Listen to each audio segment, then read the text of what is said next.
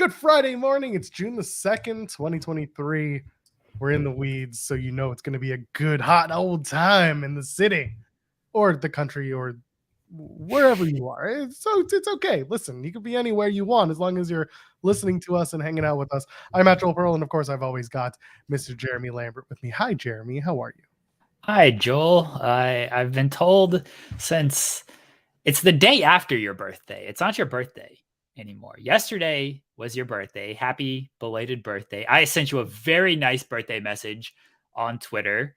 I think I had the best one. Everyone else was like, Joel, you're so great. So happy to work with you. So great to see all your success. Keep doing what you're doing. You're killing it. Happy birthday, Joel. You're the best.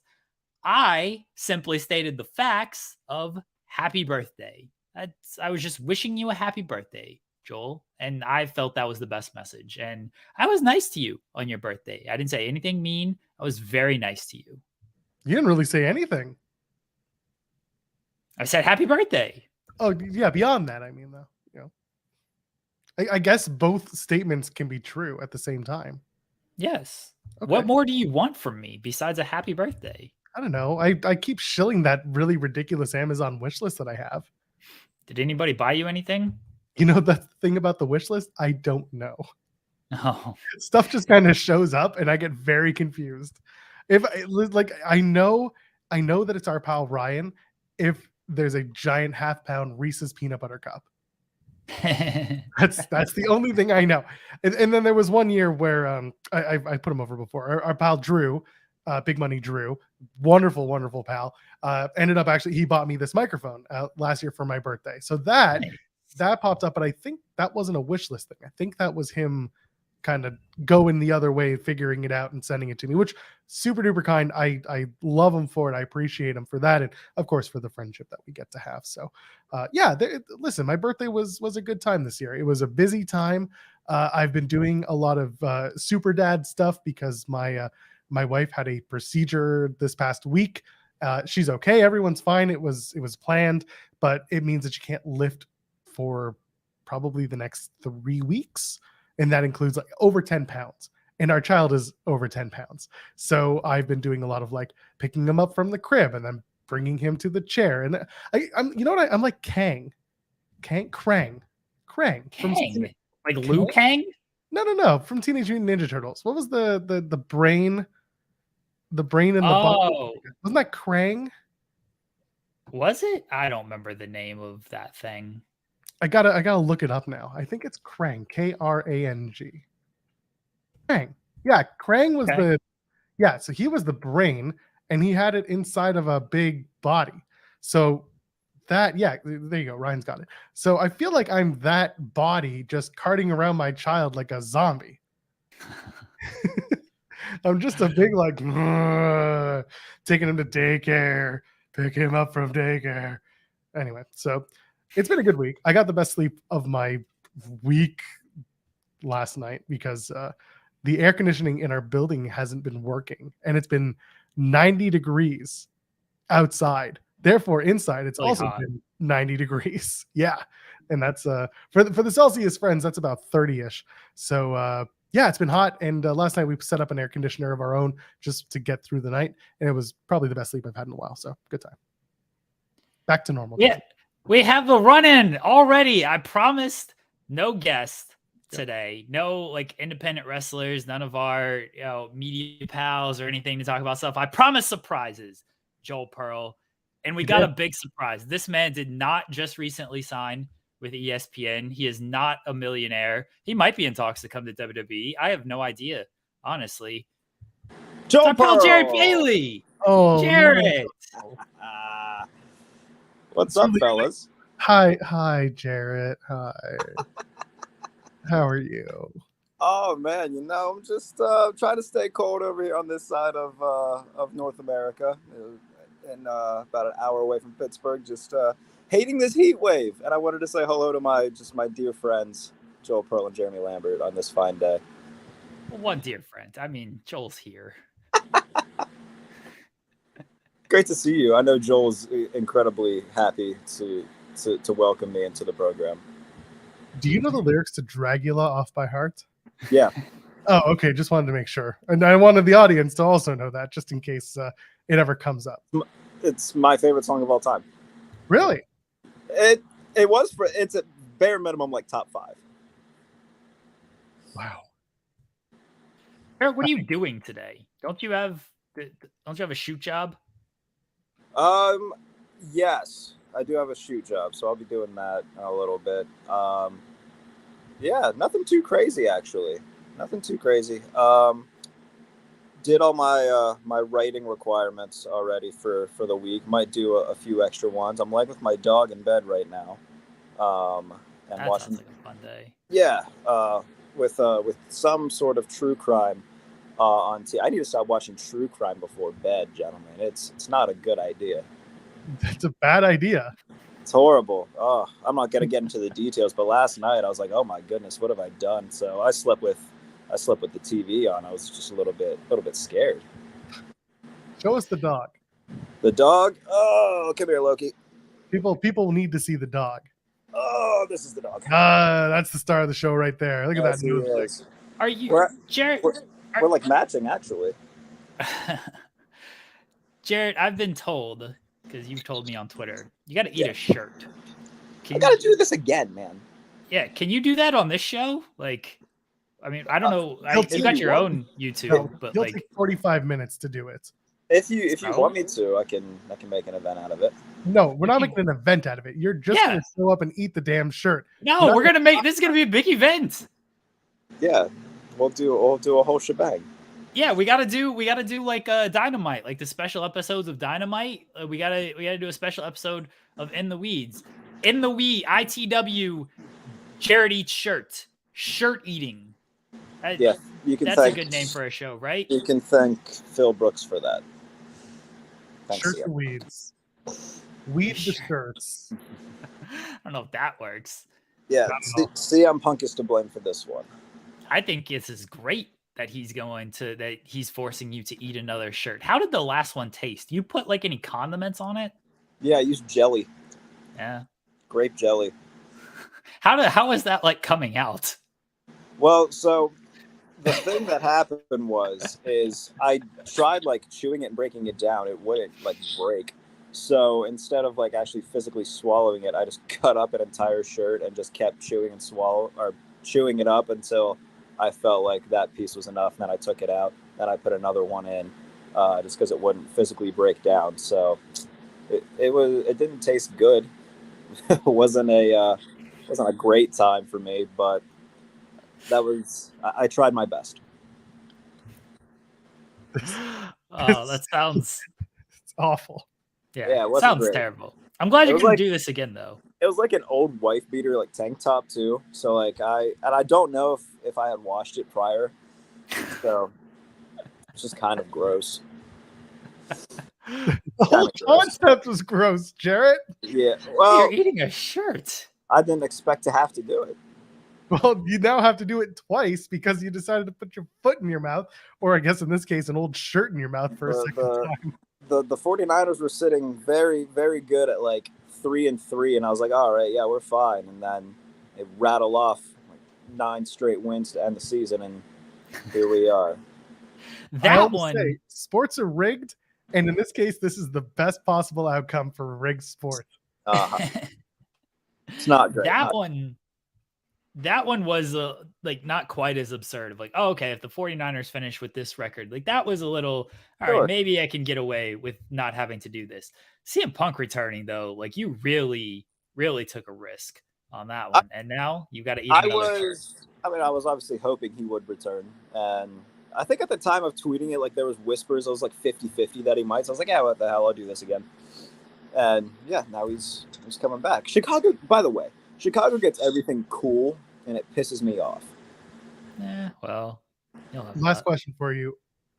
Are you going to eat a CM Punk shirt? No, I do have a CM Punk shirt. You should probably eat it. I'm not going to eat that one, no. I like that one. It'll be one that I don't wear anymore of some sort.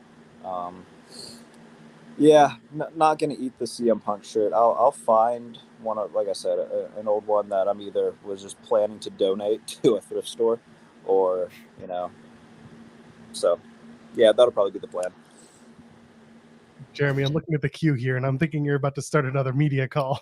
It does seem like it. We got a lot of surprises here, Joel. I promise surprises. All right, Jared, say some final words, preferably something mean, because it's not actually his birthday, to Joel Pearl. Wait, was yesterday not your birthday, Joel Pearl? Yesterday was my birthday. I was Today gonna say is not my birthday. Sure. Yeah, no. I did wish him a happy birthday, both publicly and privately.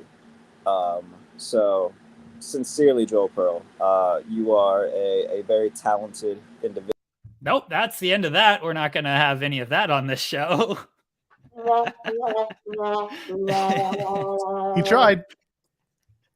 We got another special guest from FMC and Strong Style. Cher Delaware is here. Hello, Cher Delaware. Hello. What the hell did I pop into of him talking? I don't know. Would you eat a shirt, Cher Delaware? I could probably make a lot of money on OnlyFans eating. I think you could, and I think it's worth trying. My digestive system is messed up enough. I don't need that. I don't need those problems. Just have the dog eat a shirt. It's fine. The dog probably has ate a shirt, to be fair. There you go. Get a CM Punk shirt and have the dog eat the shirt. But then I gotta spend money and give it to Chicago Phil. That's fair. Maybe you don't want to do that. You get a Roman Reigns Day 1000 shirt. I'd probably want to wear that. I get it. I don't know. We got to film a Strong Style too, by the way. Really? Okay. I mean, you're gonna do like a dual Strong Style with the Saudi Arabia show and the Double or Nothing. I watched a little bit of that show, so I will have Seth, and it's pretty much just going to be me talking about Seth and Jade Cargill, to be fair. Sounds about right.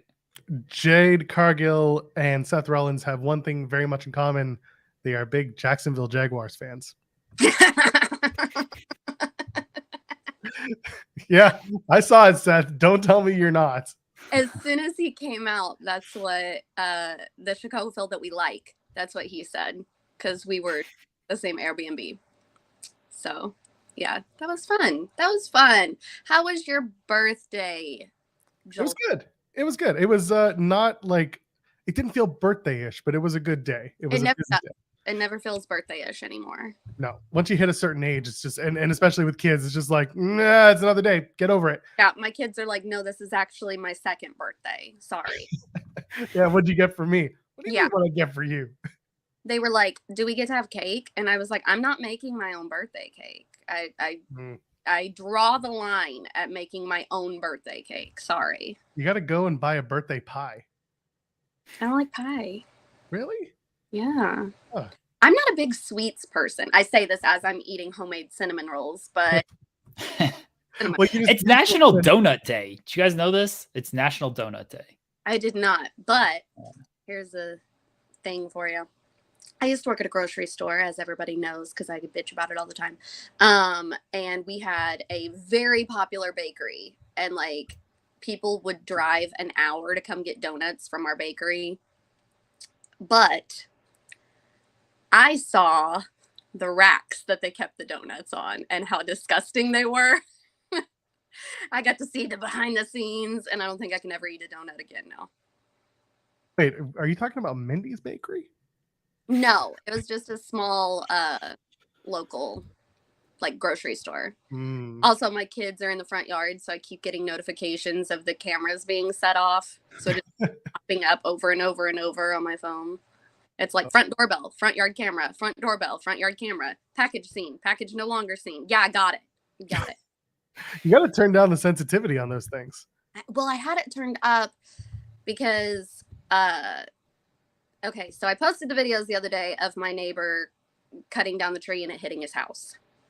That was my Friday morning entertainment. We literally got breakfast and laid in the hammock and watched it happen. That's how great of neighbors we are. But he's elderly. He's like in his 70s. He has a son that has cerebral palsy that lives at home with him. And there have been little shithead kids in the neighborhood lately that have been ding dong ditching them at like midnight. And Ryan, his son, it like the sound like jolts him, and he's fell out of his bed a couple of times because of it. And so I'm like, okay, I'm gonna set my cameras so where I can see your porch so we can try to figure out who's doing this. But now it's just pissing me off. I don't even know what to tell you at that point. Yeah, I mean, I sat out there the whole time watching that tree and then missed when the tree actually fell on the house because I was like in shock when I watched it.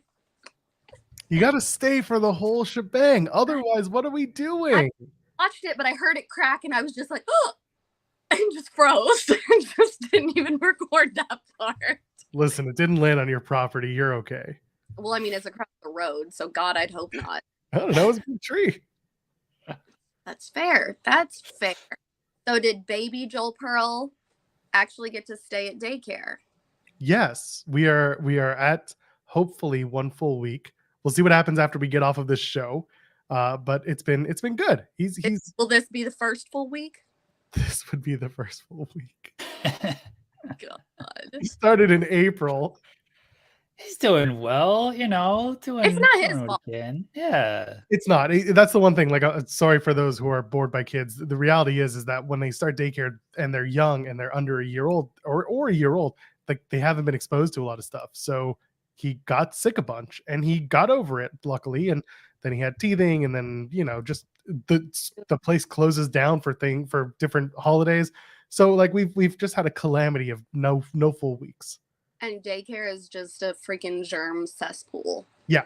Although his class has gone from 10 to 6, which is like, yes, because now like more emphasis is put on him and his development, and he sleeps better because there are fewer kids there waking up being obnoxious. It's good stuff. I will say the plus side of that is by the time he gets in school, he'll have already built his immune system up so much that then he won't be missing school as much, because that's what happened with my kids. They missed a ton of daycare all the time.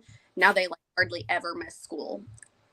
So I look forward to that. I hope that it comes true.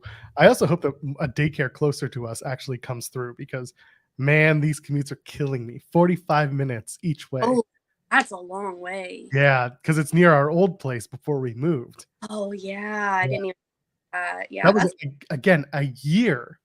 It took a year for us to get off of a wait list. It's wild. Question. Sure. Are chicken pox still a thing? Are what? Chicken pox. I mean, yeah. Did you guys have chicken pox when you were a kid? So I got it when I was in 6th grade. Oh, yeah, I got real late. I was like 4 when I got it. And I remember like back then, if like one of your kids got it, the parents would like put all of the kids in the room together so that they all got it at once. To play Ookie Mouth. But I guess they get vaccinations for it now. I don't know. I realized my kids never had chicken pox. I wonder what'll happen with my kid. I see Ryan in the chat being like, does Joel live in the Canadian wilderness? I wish that was the answer. I live in a densely populated city. I'm just stuck with people having kids all at the same time because of a wonderful pandemic that took over the world and forced people indoors to do exactly what Cher is doing right now. So we came in at the tail end of that. And as a result, we are stuck. And also, like, again, densely populated city, there's not enough daycare.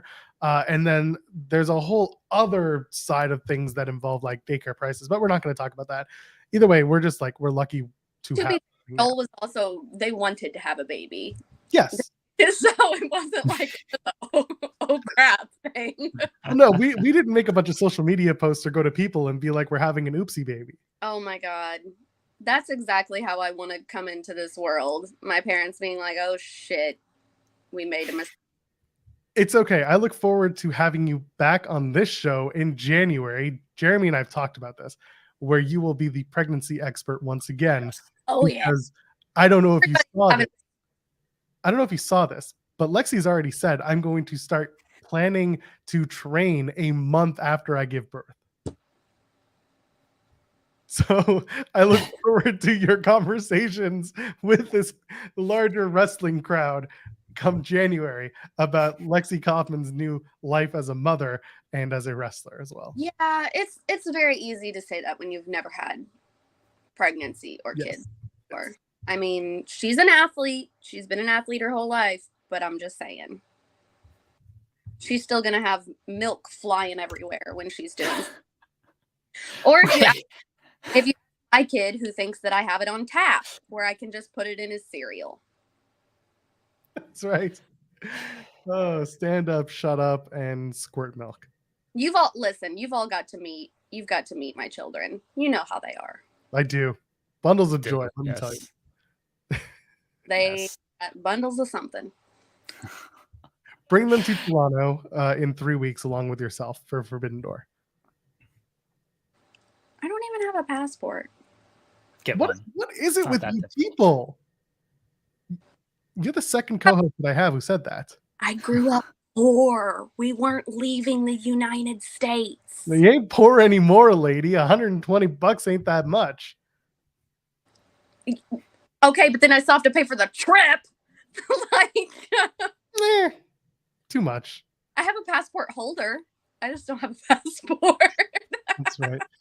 Oh God. Okay. One of the people who just popped in the chat have a show to do in a few minutes, so we should probably bring them on before they go live on their own show. Yes. Bye, Cher. Do you have any final words to say to Joel Pearl that is preferably mean? Yeah, I hate you in your black shirt. Fair. Wow, I'm gonna cut that up to make you sound racist. That's. I hate you in your black. That's like... I'll find a way, damn it. When I'm on screen with two non-black people. But if it just focuses on you, then I also heart you. Who you're on screen with? So. Okay, I had the joy of talking about Kinky Killer Kelly with Righteous Reg last night on screen, and he was like, probably not the 3 letters I would go for. I told you that. You're like, no, they'll do it. But they will do it. Anyway. I'm gonna part with the best words that Reg said this weekend while we were at brunch. Them things are thangin'. Atta girl. Bye, Cher. Oh God. Okay. What now? We just have people on people. I told you, Joel, more surprises. I made like a list of stuff today just in case people didn't show up, and we're not going to get to any, and that's fine. Good. Who cares about wrestling? We're just doing a show. We're just doing pop-in show. Here we go from Matt Min podcast, who's been on our show before. Very courteous with his time. For some reason, actually seems to like you and has conversations with you off air a lot. I don't get it at all. Andrew Zarian's here. Go to hell, Andrew Joel Zarian. Pearl. Go to hell. Go. I don't care. It's your birthday. I get it. It's the worst day. Jeremy's a good boy, though. I like Jeremy. No middle finger for you. But you know what? Middle finger to you, Joel Pearl. And I got someone else here. I don't know if you could hear him. I don't know if you could probably see him, but you probably can't hear him because I'm a radio professional. I didn't do a mix minus properly. But that's a message from Rich Stambolian to you. I can't hear him. But you can't hear him. He said you're gonna have to read my effing lips. He did say that. He said, "Yeah, you MFers." There we go. ETE exclusive right here. I messaged behind the scenes, and I messaged Zarian to do this. I was like, I think you got your show at 10:30, but if you could stop before you do your show, that'd be cool. He's like, I'll just come on the show. We'll just simulcast it while I'm doing my show. I thought that originally Rich was going to be in the studio, so you could have heard him, and I totally forgot that I don't have the mix minus set up to have to do it this way. So I was like, you know what? I'll just come on there, and Rich will give you the finger. There you go. Rich is there. Give it to him. Give him a big one, Rich. Yeah, that's the one. Yeah, that's the one. Oh, the Jeff Hardy one. There you go. Yeah, that's right. I like Rich's glasses. Well, Rich is a handsome boy. He is. Yeah, you guys match. Look at that. The cutest teen in podcasting. Rich Stambolian, everybody. Love you, Rich. Love you every day. I just wanted to come on before I went on to say happy birthday. And I do like Joel tremendously. I don't know why. I do send him really insane pictures. I don't know if you guys know this. It's true. I'll send him pictures of me tanning with my pizza peel, just like an old school old school. What's his name, Rich? Paulie Walnuts. There you go. I sit there with the pizza peel in my Speedo, and I just send him random crotch shots. Y'all think I'm not even kidding you. Y'all think it's a bit, but it's really not. It's not a bit, dude. Well, it's we not. could make good money off of Andrew Zarian crush shots, honestly. Yeah. I You don't know what? if I think we can. That's true. What are you drinking, Zarian? I'm just coffee. Too early. I gotta actually work today. No fun drinks, but I want to pop in and say hello before we go live with the Mat Men podcast in about 5 minutes here. Oh, you can plug it. Where can they watch Mat Men podcast? YouTube.com/Mat Men podcast. On Twitter, you can find the link there. And you got a little preview here. Look at this. There you go. We should do like a Mat Men crossover on Fightful. I think we could do that. And I'll go old school. Like we'll go like how nuts we used to be. This would be fantastic. Look, you know when our show is. We know when your show is. Yeah, we'll do at the something. same time. We'll figure this out. When you get that bottle from Garrett. We'll do it when we get the bottle from Garrett, because I was absolutely right about CM Punk. Yes. Once again. Got it. Love you guys. Love you too. Thank you, Andrew. Joel, go to hell. Buddy. Yeah, it sounds about right. Thanks, guys. Oh God. Okay, this is turning into a thing, isn't it? Someone who I'm gonna tell him to be mean to you, but like this is the nicest person in the world. You're not gonna get me. I don't think he's actually gonna be mean to you, and so he's not gonna be on the show very long because I need people to be mean to you. It's our pal from Love Wrestling, Spencer Love. Hi, Shitty Spencer. birthday, Joel. There we go. Yeah. There we go. I don't know. I'd flip you off, but I'm out walking the pup. Hi, pup. Doing a little bit of a hangout. But I wanted to say happy birthday. Not really shitty birthday. That was just a fun little tee-hee for us here on the stream. Hope it's great. What everybody's forgetting is it's happy belated birthday. Yes. I think that we should stress on that end of things too. Jeremy couldn't even get like a special edition of In the Weeds going for you. No, so. I do another show on Thursdays. Well, actually, and that's half the reason I'm going to be so quick. I'm tuning into Mat Men. Fair. Honestly fair. Honestly fair. Thing is, I believe it. Joel, I was looking for a photo of you and I, but we all take them of each other, so we got to get one this month. I feel like we have one photo of each other, and I'll tell you, you know whose DMs it's in? It's in Zach's, and it's the photo of you and I at Greektown when Zach invited me to join for a blowing off stream. I remember that. And I was like, I was your boss. I'll be sliding into those DMs immediately. He literally just messaged me about a booking, but now I'm going to message him about sending a photoing. I don't know. Whatever. I'm not on my A game yet. Did you find this place to stay in Toronto? I haven't yet. I'm going to start throwing darts here in the next couple of days. All right. If you need a hand, I'll help you out where I can. God, you're going to give me diabetes. You're so sweet, Joel. Happy birthday, stud. I hope it was great. Thanks, buddy. Looking forward to seeing you soon. You betcha, friend. Have a good one, Jeremy. I miss you too, but it's not your birthday, so I don't have like a snappy close. That's fair. That's fair. Thank you, buddy. We Love you guys. See ya. Bye, buddy. Oh, good start. Look at this. Look I told you I had surprises, Joel. I still got a big surprise, hopefully, later on. I don't want to, I always worry that this stuff falls through. And this person is, we've had our friends on the show. This person's a friend of the show, but also very busy. He's doing more than walking dogs and stuff out there. So I'm hoping it's all nailed down. It's all scheduled. The agreement is there, but you never know until they actually show up. Right, Joel? Yeah, that's true. Have we signed the paperwork and everything? No paperwork was signed. Oh my God. So I might be screwed over on this, but we'll see. Hopefully he shows up. This person shows up and here's a nice big birthday surprise, Joel Pearl. Sounds about right. Hey, speaking of birthday surprises, Chi-Town Spurs with a wonderful super chat saying, if you want cool things, move to Mecca of professional wrestling. Sorry, not sorry. I'm not moving to Chicago. There ain't nobody moving to Chicago. No. Can I say, look, this is not our typical show, as I kind of alluded to on Wednesday. It wasn't going to be. We do have wrestling stuff to talk about. There's a CM Punk and Roman Reigns, arguably two of, if not the two biggest stars in wrestling in this thumbnail. And we've talked about neither of them.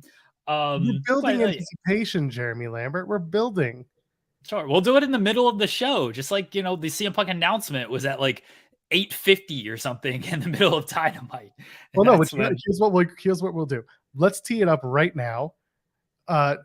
Debut at the big AEW Collision debut on June 17th in Chicago will feature none other than. Anyway, so yeah, continue with your statement, and we'll pick it up. There's a through line through the rest of this episode, so go ahead and finish your sentence, and we'll go from there. I want to say thank you to everyone in the chat and who supports this show and all the shows that we do on. I should probably do this like at the end of the show. But that's okay. All the shows that we do on Fightful Overbooked. As I've said before, Joel doesn't get anything from like the money we make on this. I don't get anything, and I don't think Kate gets anything. And I think that like, we certainly, Joel and I try to do the most content on this channel, but we like to pay the contributors who bless us with their free time and their content on this channel. And we had a really strong month for the month of May, and I was able to pay everybody a little bit more than usual, and I was very happy about that. Like, none of us are getting rich off of this channel or anything. Yes. Yes. But even if we can just pay a little bit more, I'm always very happy about that. And we can't do that unless you guys keep contributing and keep watching, keep sending super chats. So I appreciate that.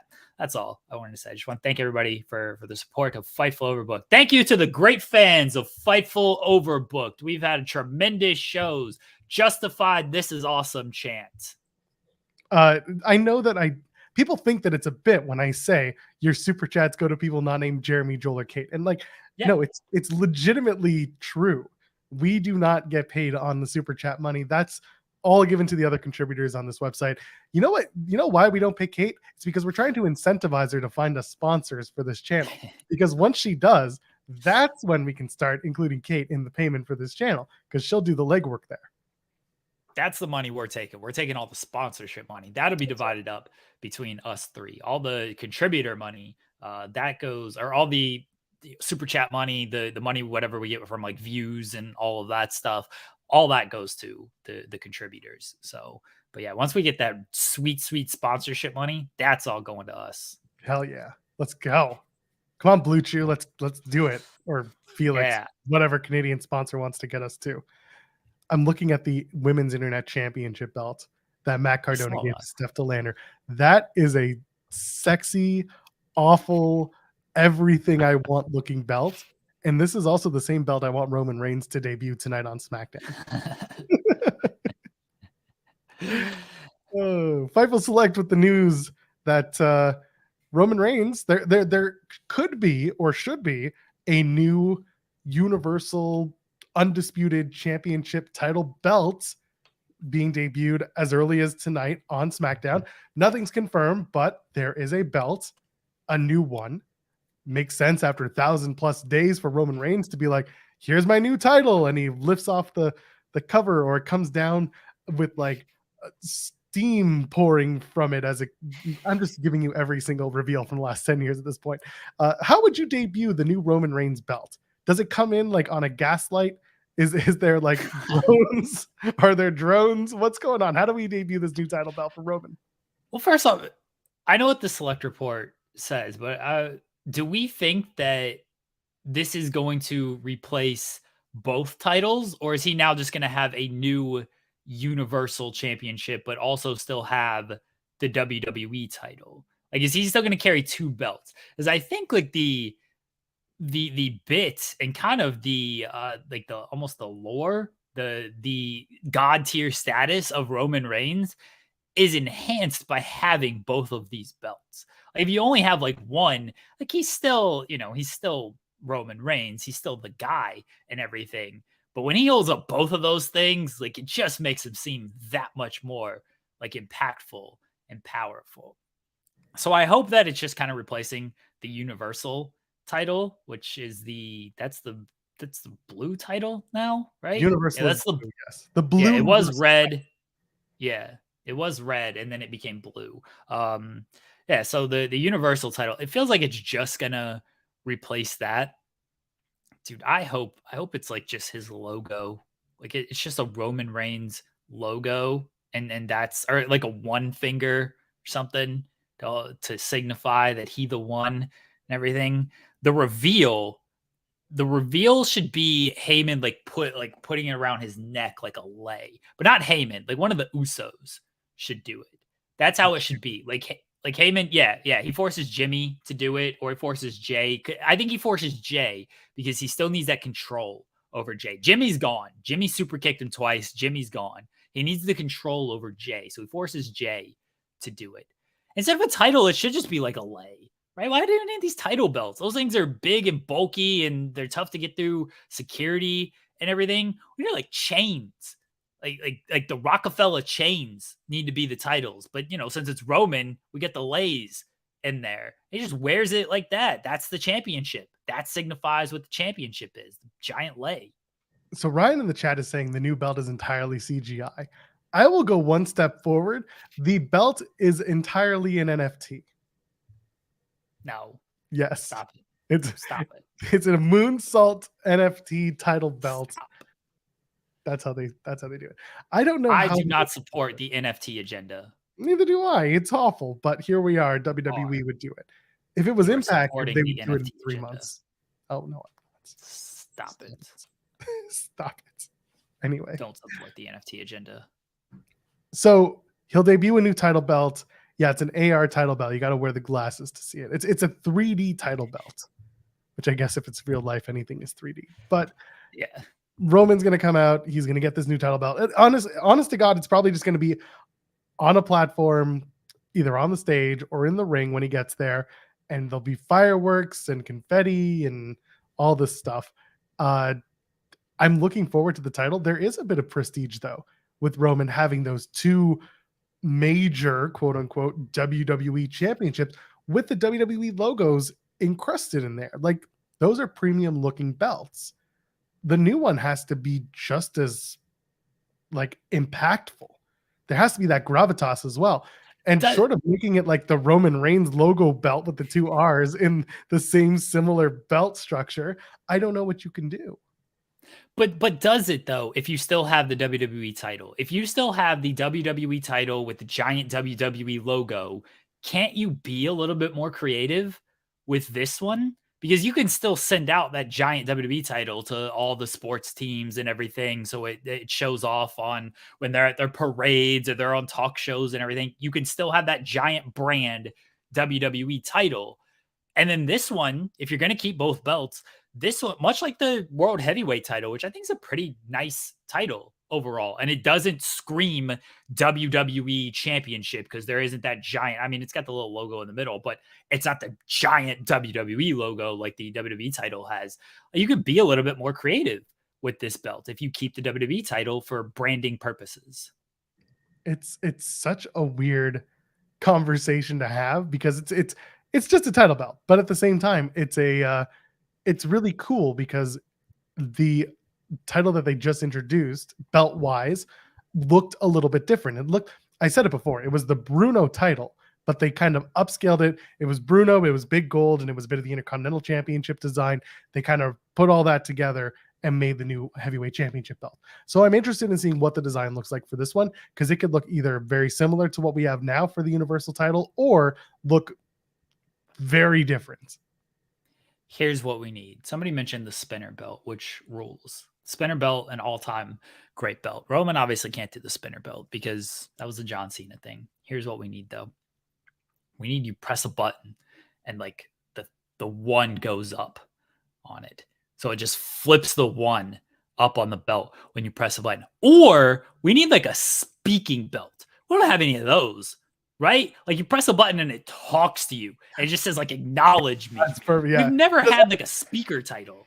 He all he does, he wears the belt to the ring and then like St. Louis, and then he just takes the mic away and he puts it down to the belt and he presses the button and he's like, it's just a new level of just laziness for Roman Reigns. Dude, this I don't want to do this visual, but like, cause I don't have like a title belt on me, but you know, the belt is around like the waist area around his cock.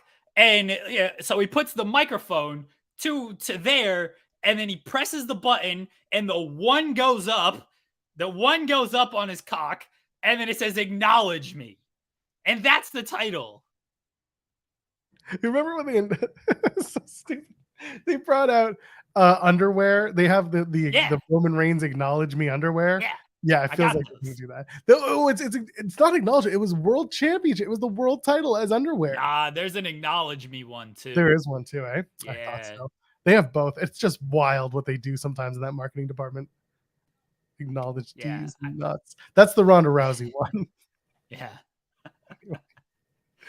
You wanna bring on the next victim here? We got another guest. He needs to change his avatar because he never has a kid. Got another run-in, a special guest from Bleacher Report, not a real doctor. Chris Mueller's here. Hello, Chris Mueller. Hey guys, how's it going? Why was I Why referred do you to sound dead? It's the morning. It's I've been up since- 10:42, Chris. Yeah, I've been up since 7:00, Chris. Yeah. I don't live on the East Coast. That doesn't matter. I've been up since 6 a.m. your time, Doc. I mean, I've been up since 3:30. Yeah, that's your own problem. You need to take a sleeping pill. That is my own problem. Anyway, happy birthday, Joel. I know it was yesterday, or I don't know. You're Canadian, so it's probably metric, so we're probably like a few months early. That's true. You guys can still send presents. It's fine. So what's been going on? How's everybody doing? Good. Talking about Roman's new title belt, what it's going to look like. I heard the the idea for the speaker. I think that's great. Also, a little LED thing where it can just say something new every week would be great.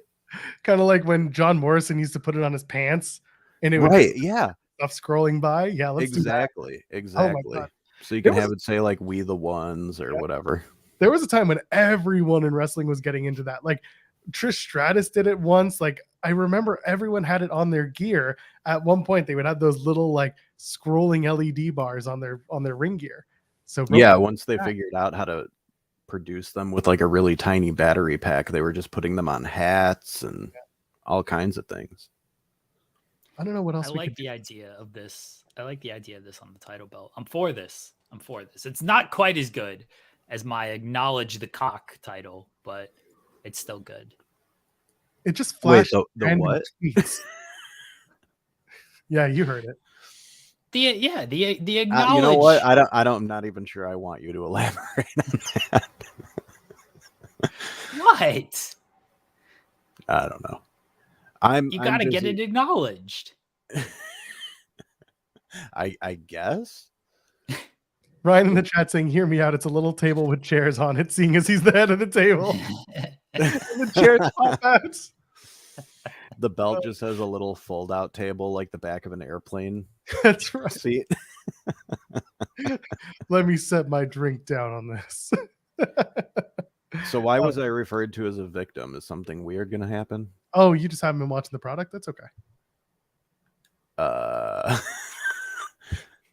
I mean, I've seen an episode or two, but I'm usually busy this time of day. What's going on? Wow. You're busy sleeping. Chris, I should be, yeah. But that's are you fixing things, Chris, since you're IT support? No, my freaking ROH app was going crazy last night too. I had to reload it. I had to reload the page like a dozen times. Can you tell us now where All In will be streaming? I mean, I would assume Bleacher Report. Is that a report? Can we put that in? Yeah, can we run that? No, I'm not a journalist or a news person. Neither am I. That's why I'm asking, not Jeremy. Yeah, I would assume Bleacher Report, but you know, who knows with anything anymore. Chris Mueller from Bleacher Report assumes that AEW All In will stream on Bleacher Report. Yeah, if not there, then like maybe the whole rumored Max deal will kick in by then, but I kind of doubt it. Run it. Run the headline that Yeah. a Bleacher Report employee assumes that AEW will stream on Bleacher Report. I'm actually a private contractor. Oh. So are the That's what- wrestlers. It all works out. Yeah. Exactly. Yes. We are all 1099 like Eddie Kingston. Did you see this report from the Observer about the exploding super kick needing a fire performer's license in Nevada? And Matt Jackson Should. It's a- get one. It's a hazard. You don't I know how that mean- thing's gonna go off. Yeah, I really hope they brought in like multiple professionals to make sure that that was done as well as it could have been, because that was a bigger explosion than I would have expected them to do. They had to make up for the last time they tried an exploding something spot. There you go. That spot rolled though. Too many dorks are like, oh, it has no place in a blood feud. He tried to burn this man's face with a super kick. Are you kidding me? With a That's brand perfect for new a blood feud. with a brand new pair of like Spider-Man Jordans, right? Yeah. This man put his Spider-Man Jordans on the line just to shard this man's face. And you're telling me, oh, it was too hokey. No. I saw the new Spider-Man movie. How was it? Amazing. I loved the first one, and I was wondering if they would actually be able to outdo it, and I think they did. But it wasn't hokey. No, not at all. It was action-packed. It was really great. The animation was just as cool and unique as the first time, and they managed to find like new things that they didn't do the first time around to make it feel like its own thing. Yeah, I loved it. I won't say like anything that happened for spoilers, but yeah, everybody should go see it. Just spoil the whole thing. Well, when Batman showed up, Oh, there it is. Yes. Was Vin Diesel in this movie? I mean, there are so many different spider people that I would not be shocked to find out that random celebrities did come in to do a voice that you don't even hear just in the background. Michael Jackson was in it. He said he wasn't in it, but you could tell it was him. You're thinking of that Simpsons episode. Yeah, that's the Itchy and Scratchy movie cameo episode. Gotcha. So what are the big topics you guys are discussing today? Joel Pearl's birthday. That's it. That's the one. It's all just birthday talk.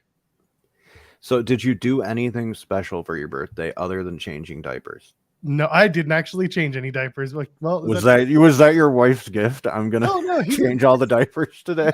The kid's in daycare all day, so we don't have to worry about that. The only time I really had to change his diaper was after he took his bath. But other than that, yeah, I'm doing my own thing. It wasn't a busy day. Like it was, I had stuff to do. I had the Impact show at night. Jimmy did not do his KYN show, so I had the afternoon to myself. But yeah, it's just been a busy week because I explained at the top of the show that my wife underwent a procedure and she's fine. Like it was planned, but yeah, it was just, Eggman's here. So we've just been doing that for the last week. Nice. I mean, yeah, the old Honestly, that's all I what needed. a cameo. It's really all I needed.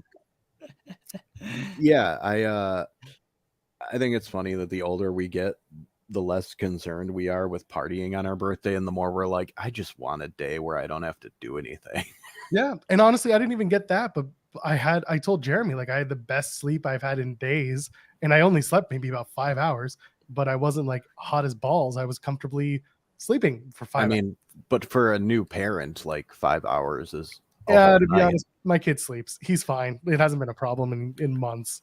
Really? It's Oh, good. that's It's good. okay. It's been good. He has his own room now. Like we're good. He's 14 months old. He's okay.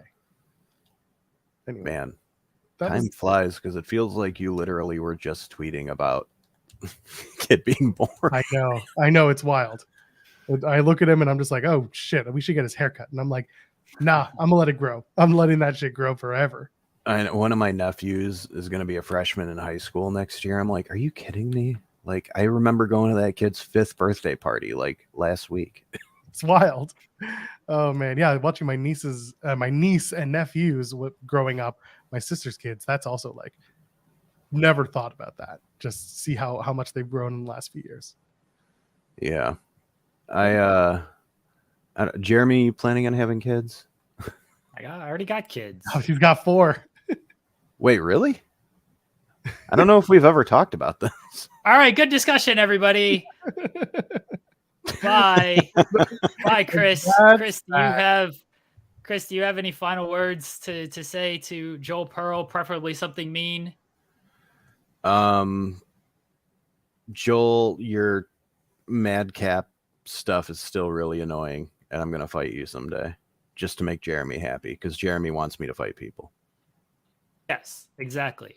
This is the whole point of this show, like to fight Joel Pearl, get him beat up. I try to get everybody to do this. So thank you, Chris. Thank you for wanting to beat up Joel Pearl. I mean, I don't want to. I just feel like I have to for all of us. Yes, exactly. Exactly. So. We should all just beat up Joel Pearl. Wait a minute. What? No. Why? No. Yes. Oh, okay. So, yeah, but this was fun. Happy birthday. And if anyone happens to stop by my Twitter page at @BR_doctor, you will see a retweet from Georgia that I'm sure will be very interesting to a lot of people. A lot of horny men. Let's just go ahead and say it. Well, women too. True. So, all right, guys. Well, happy birthday, and I hope you both have a good rest of your day. Thank you, Doc. Bye, Chris. Take it easy. We're okay. We have another guest. We have another guest, Joel Pearl. Someone who is. I wish I was doing this show Monday, Wednesday, and Friday with him. That's not true. You did it for a week, and then you praised me for the work that I do. I don't remember that. Oh, okay. Source? Well, you're supposed to be nice to me. Source? You. Literally you, Jeremy Lambert. Nope. You got receipts? I do. I'm sure I could go back and some of the episodes and find them. Don't believe you at all. Do not believe you at all. You know him from True Heel Heat, along with a variety of writings. Mostly, if you watch this channel, you know him from the second best show we do on this channel. Tag Talk's always the best, but otherwise, the second best show we do on this channel, FMC, where in, I guess not quite a week, but soon enough, we will be celebrating a Denver Nuggets NBA championship. He is SP3. Hello, SP3. I come on, I take time out of my day, and you're gonna introduce me in that fashion. Hello, everyone. Happy birthday, Joel. And Joel, I've been watching, and I see how Jeremy is just straight up lying to the people. And I know you have to deal with that a lot on this show, where he lies and tells people to be mean to you, but he really loves you. And he asked me to prepare a Canadian medley to express his love for you. This isn't true. So before you guys were making In the Weeds, you used to call him and ask him to make a show with him, and he wrote this song just for you. You used to call me on my cell phone late night when you need my love. Call me on my cell phone late night when you need my love. And I know when that highlight bling, it can only mean one thing. I know when that hotlight bling, it can only mean it's Joel.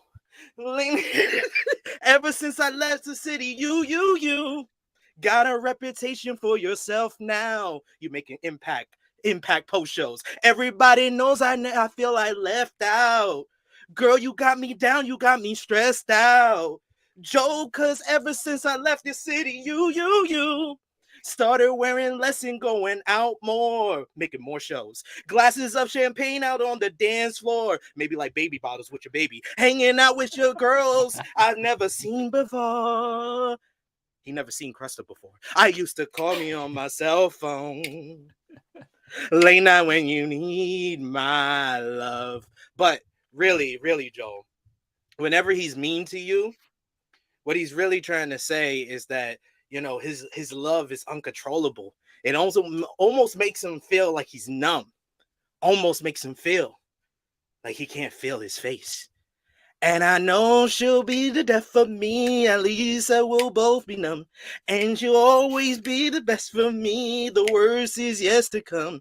But at last we'll both be beautiful and stay forever young. This I know.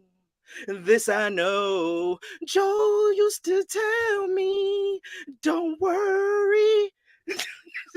Worry no more. We both know we can't go without it. Joel told me you'll never be alone. Oh, oh, oh. I can feel my face when I'm with you. We in the weeds now. We in the weeds now. Oh, I can feel my face when I'm with you. But we in the weeds now. But we in the weeds now. Oh. And for the last bit, he told me to save this one for last, because this really expresses all of his love. And we had to go to the GOAT Canadian singer for this one, because he really loved you. For all those times you stood by me, for all the truth that you made me see, for all the joy you brought to my life, for all the wrong that you made right, for every dream you made come true, for all the love that I found to you. I'll be forever thankful, Joe. You're the one who held me up on the show Monday, Wednesday, and Friday. You never let me fall. You're the one who saw me through it all. You were my strength when I was weak. You were my voice when I couldn't speak. You were my eyes when I couldn't see. You were the best there was in me. You lift me up when I couldn't reach the brass ring of Fightful, and you gave me faith because you believed in me. I'm everything I am because Joe Pearl loved me.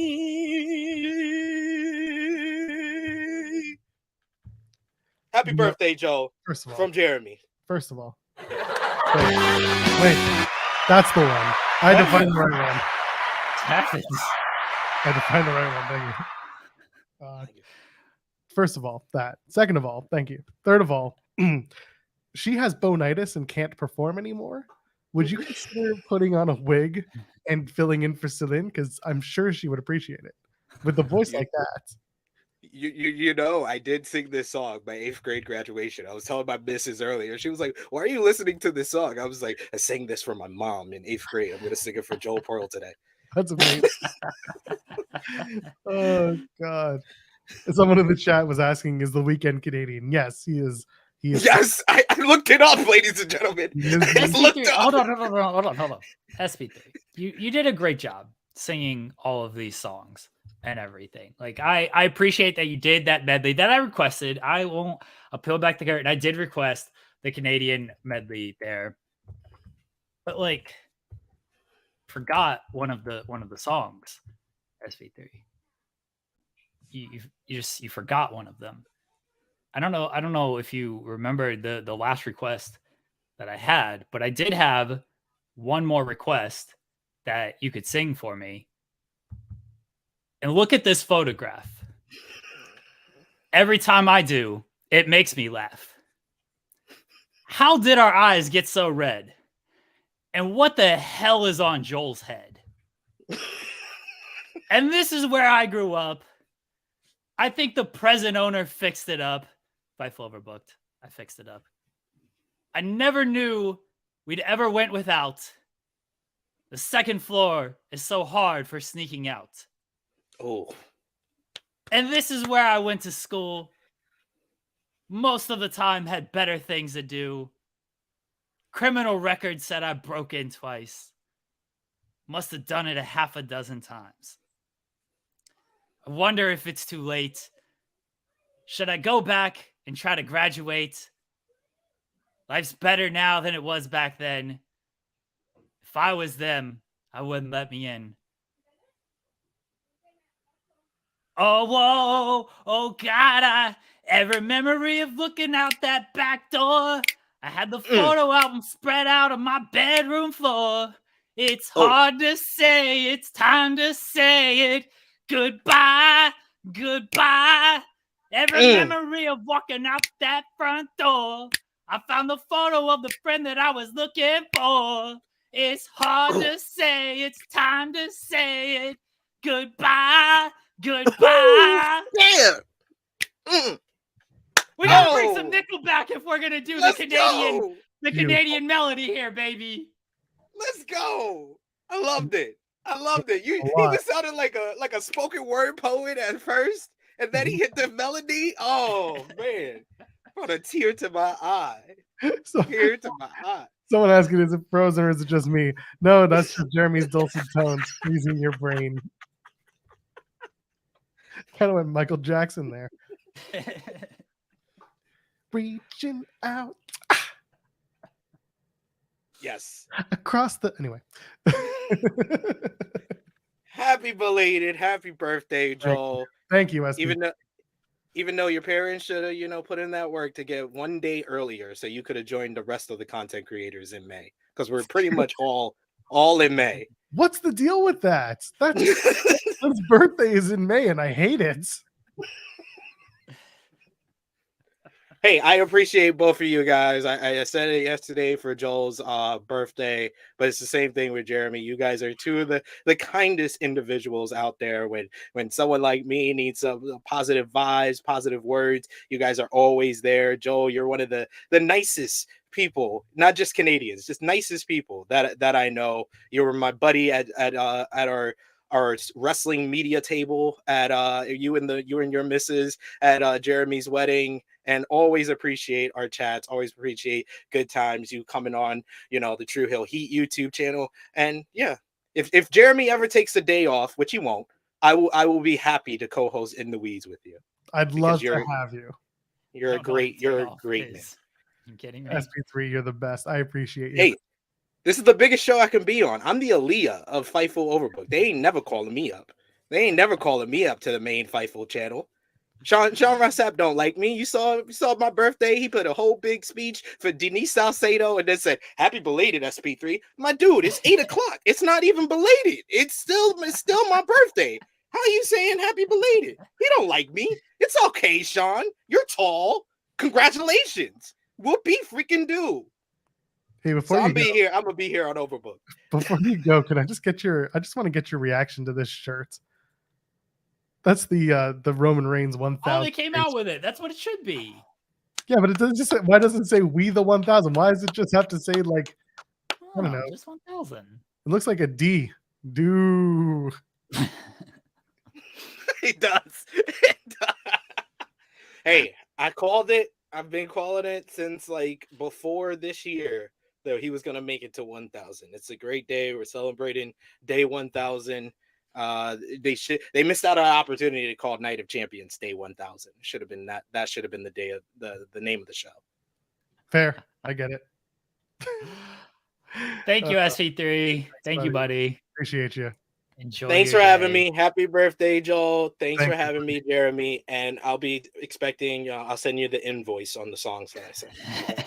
Yeah, we're gonna Later, get guys. demonetized because of the songs. I'm Hi, too buddy. good.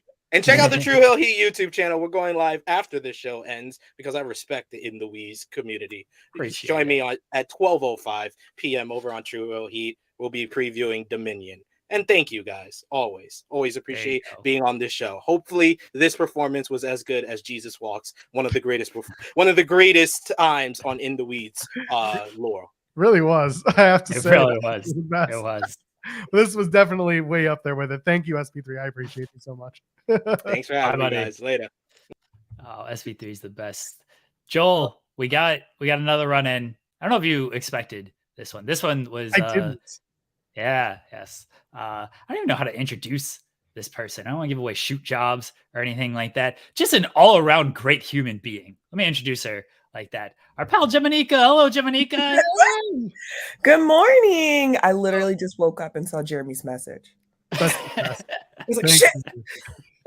you. Good morning, y'all. I'm so excited to say happy belated because we already did our birthdays, but We did.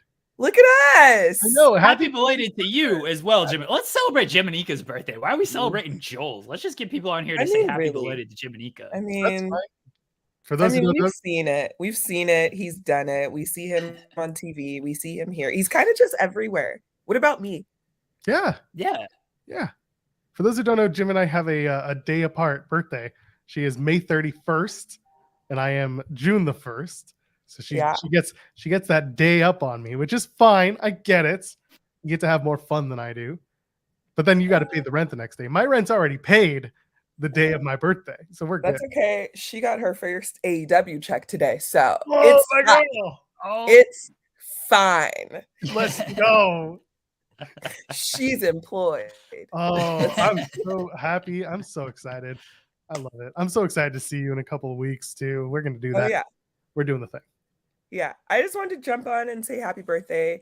I truly appreciate, I'm going to also give Jeremy a rub in a sec, but I truly appreciate the person that you are, the way that you show up, the anxiety that you bring to just go into shows and not necessarily having a ticket until you really get to the door. But truly the way that you show up as a human and are very honest and loving, that means the world to me. Joining this little wrestling world, it's so small.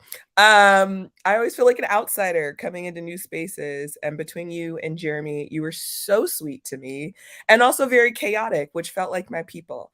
And so I truly just appreciate you, and I am so excited to knock on a forbidden door at the end of the month and come get some pootie. Yes. I'm probably not going to eat it. I'm not going to lie. No, let's try a little bit. Can you beat up Joel Pearl in Canada? This is all I want. I mean, maybe like a little shin kicks. Do a little Orange Cassidy moves, little boops. That's the thing. Okay. Like this is the only one that I'm like, that's okay. I could accept this. Like I can take that. I'm okay. Jim can beat me up. Like first of all, like as a factual statement, Jim could beat me up, but also like, sure, Jim could beat me up. I'll take it. Like she's like a sister to me. It's great. Let's go. Who's gonna help me walk around cities on transportation I don't know though? Like I can't lose you. That's true. You gotta have me around. I'm telling you. All right. I have to actually work. I have a deadline. But I love you both. I am so glad to see both of you shine and be where you are. Every day I'm so excited to see what you actually both do. Actually do into the world. Yeah. You do a lot of shit in regular life, but like to do it that people can see, I am extremely proud of both of you for just existing and navigating every day. And you do it with grace and humor. And I think that's super important. So thank you for existing. Jim, I love you. You're the best. I do appreciate you. I appreciate our friendship. You're the best. I'm so happy to have you around. You are way too kind. We don't deserve this amount of kindness. They didn't even pay me for this. I literally just threw a shirt on. This is free. It's free. This time. Next year, it's going to cost us. Yeah, next year, it's definitely going to cost. Yeah, that's okay. All right. Let me go do my deadlines. I love you guys. Thank you, Jaminika. Bye. Oh, Jaminika is so kind, so giving, and yes, I was very happy that she just popped on. I planned one guest for this. One guest. Hopefully they'll show up by the end of this show. Everybody else, I just messaged like today and was like, hey, want to come on here? And I was fairly confident we would get enough people to make it all worthwhile. But Jaminika actually has like a real job. All other loser friends like myself are just like, sure. Well, we're just waiting for something fun to happen. And right. Here we go.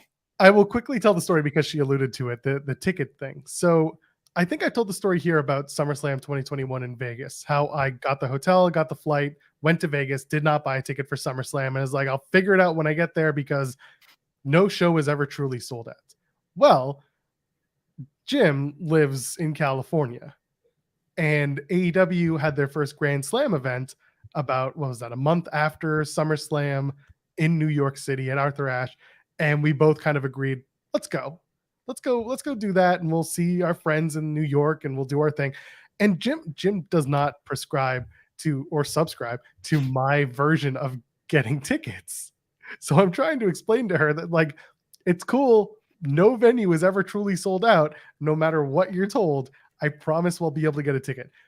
But because we were newer friends, I was like, okay, for you, I will get it done right. We'll do it this way. We'll get a good seat. We'll get a good price, yada, yada, yada. So I scoured the internet, found us good seats. We ended up having a good time. And I just, I love the fact that people are starting to know me as the guy who just shows up without a ticket, because there's always a place for it. But I need people to also understand that, like, if I'm going with you and you have that anxiety surrounding whether or not you'll get a ticket, I'll make sure you're okay.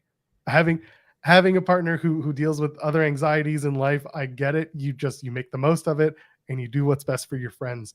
So yeah. So Jim's always been great to me, and I just appreciate the hell out of her. So it's good. She's doing great things. I really do. I love what she's doing.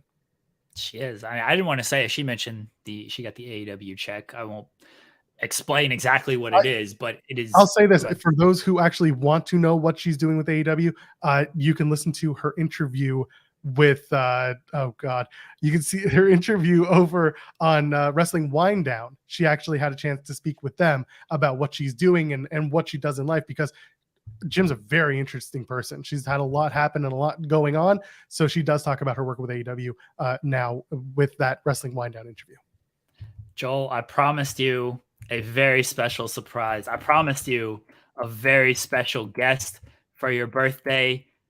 I deliver a champion, a world champion in the world of wrestling, a man who hates Canada, probably hates you as much as I do, a man who has been on the show before, the Impact World Heavyweight Champion, the great Steve Macklin is here. Hello, Steve. What is going on? Good morning. Good morning, Steve. How you doing? No, not for you, Joel, but good morning, Jeremy. Good morning, Steve. How are you? Blessed to be here in America, unlike this Canadian America, guy. land of the free, home of the brave because of the brave. That's right. How you guys doing? You good? I'm well. I'm much better than Joel's about to be, because Joel, who's he burying now? Who are we talking about? Who are you burying, Joel? Who are you getting in trouble with? I haven't buried anybody. I promise I haven't Wait, hold on. I have to think about this. What did you say about Steve on last night's show? Actually, I didn't say anything bad about Steve. I didn't watch the review yet. I usually do that on the treadmill when I get to the gym in a little bit. Something you haven't done in a while, huh? It's not true. Wait, hold on. I'll think about this for a second. Okay, maybe it's been a while. But anyway, the point is here, I've been putting you over since before Under Siege, so give me a break, okay? Yeah, it is your birthday. I'll give you a break, I guess. It's not. Yesterday was his birthday, so you can actually say whatever you would like me to So I him can, yeah. today. So that was also the thing at Under Siege. Everybody didn't realize it was my birthday. Everybody started wishing me a happy birthday the next day. And I'm just like, it was yesterday, right? That's how it goes. Can you turn Joel Pearl's face into basically what your face looked like for Under Siege? Like that's Wouldn't take a lot. Yeah. That's how I would look Joel to look for his birthday. Yeah, it was not meant to happen that way, but things happen in a wrestling ring sometimes that are out of our hands. But for Joel, I don't know. Joel, have you ever actually stepped in a ring? No, I've actually tried. I've explained this before. I try to be as respectful as I can to the craft, because it's not something that I have ever taken on myself. So you just claim to be a champion and that's it? No, well, that championship's defended outside the ring, kind of like when you show up at a WWE show with the belt and people then get to put it up on the line, 24/7 style. Same thing. Gotcha. Yeah. Okay. So you're just weird. All right. Yeah, no, listen, I go where the championship takes me. Okay. Is it really defended at all? Like, have you ever defended this title? Oh, no, absolutely not. We just film bits for it. And let's face it, come on. There's a video somewhere of Sean Ross Sapp trying to choke me out with a giant black dildo. Okay. It exists. It's out there. He failed. I don't think you want that out there. Yeah. Really. Put it on my OnlyFans, make some money. We're good. Just have your feet bare in it. You'll be all right. That's true. Oh, man. I got to call Sean. I got to do a reshoot. You can do CGI. Yeah, that's right. Can you CGI feet? Is that a comfortable thing to do? Maybe. I don't know. I feel like I can't do that. Oh my God. Well, I hope you had a good birthday yesterday, and today they told me it was your birthday, so I was lied to by them. So now I don't like any of you. I can't blame you. Listen, if I see you in August, we'll have to deal something about that. All right. Well, you still want to fight? I like. Yeah, Joel. How old are you? Old enough. Can we give shoot ages? Oh, 36. All right, so he gets 36 punches. Yeah. He gets 36 punches. All right. Isn't that how it works? Let's go. You and I look very different for 36. Obviously, I take care of myself. I have a kid. Don't blame it on the kid. That was your choice. Yeah, that's not I love nice. him dearly. But I just listen. We all go a different path. That's all. I can say I have 3 dogs. But the dogs are cute. So is my kid. But it's your kid's not cute. Yeah, All you're right. not cute, Joel. Tell that one up quick. I'll send y'all photos of my kid, and you'll turn your tail real quick. No, good for you having kids. I'm looking forward to that day. But sucks to be your kid, I guess. Yeah, well, I love them like I try. Thank you so much for joining us, Steve. Thanks for having me on, Joel. Happy birthday. Hope you're miserable you. And have an awful day. Thank you. Well, yesterday was your birthday, but I hope you have an awful day today, too. I appreciate that. Thank you. Cheers, as always. Thank you, guys. Thank you, Steve. Oh, my God. You really did. There you go, Joel. I promised a big guest, a big surprise. I got a world champion, Impact world champion, the man who started you getting beat up by wrestlers. He just came here and roasted you for 5 minutes. That ruled. He did boo me. Kai with the super chat saying Joel Pearl versus Steve Macklin staple gun on a pole. Yeah, listen, after what happened in Under Siege, he might not want to see one of those anymore. So here we are. Oh, by the way, earlier, Louis sent us a super chat saying money for Hailey and Kaylee.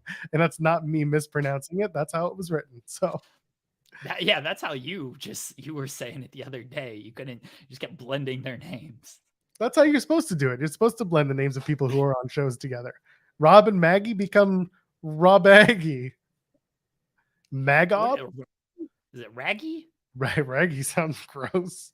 Raggy sounds like what Maggie uses at her shoot job when she's cleaning the bar top. That'd be Mob.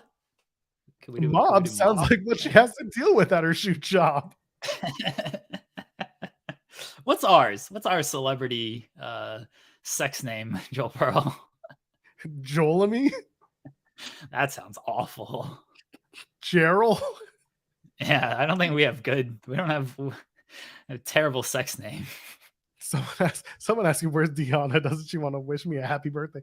Deanna was very, very gracious with her time when she was on the show. But the first guest in the Weeds history, Deanna really Purrazzo. Yeah, she was great. That's going to be in her list of accomplishments when she retires. Like Impact Knockouts champion, all the other titles. I don't know off the top of my head. Very bad at that stuff. She won the ROH women's title. I don't think she did. No, she did. She did because she had the dual champ thing going for a bit.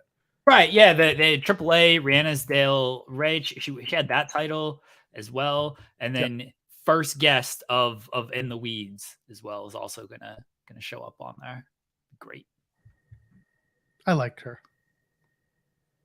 Her husband rules. Shout out to Steve Macklin, by the way. I appreciate him doing that and joining us to do that. That was, I messaged him earlier this week. I was like, do you want to do this? And he's like, yeah, just let me know when. I was like, all right, thank you.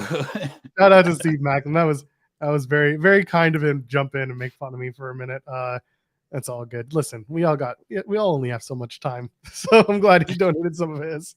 I guess it was a charity write-off for him then. Anyway, staying on the Impact thing for a second, more Fightful Select scoops. Moose apparently going to work towards free agency, or at least could be a free agent soon out of Impact. They haven't really done much with Moose lately. He's in the 8-4-1 match at Against All Odds next Friday, but other than that, Moose is just kind of there. You think he's wrapping up with Impact? I think he is going to stay with Impact. I think he's going to stay with Impact. I'm sure he does have some WWE interest. I don't they had the hiring freeze. I don't know if that's fully not there anymore. So they still haven't really hired anybody. I know they just announced the new Performance Center class, but that's a little bit different than, making a big name free agent hire, which they still really haven't done. So I don't know if he will go to WWE because of that. AEW, is there a spot for him? Where does he fit in that landscape? ROH, is that something he's interested in? It feels like he stays with Impact, and maybe he stays on a short-term deal because maybe he does wait and see how the hiring freeze plays out with WWE. And he's like, 6 months from now, WWE might be wanting a bunch of talent again. Let me not lock myself into any type of long-term deal. So I think he stays. Whether or not he stays for a long time or a short time, I'm not sure. Moose as CM Punk's heavy. Okay, maybe not. I'm trying to think of ways to put Moose in AEW. You can put him back in Ring of Honor. He did have a Ring of Honor run once upon a time, but back then he was a bigger dude. He was not as like cut, defined. He was just different. This Moose coming into Ring of Honor might feel a little big fish in a small pond. It's not that Moose is like super duper star material right now, but I don't think he would fit the Ring of Honor format as much. Yeah. I don't know where he would fit.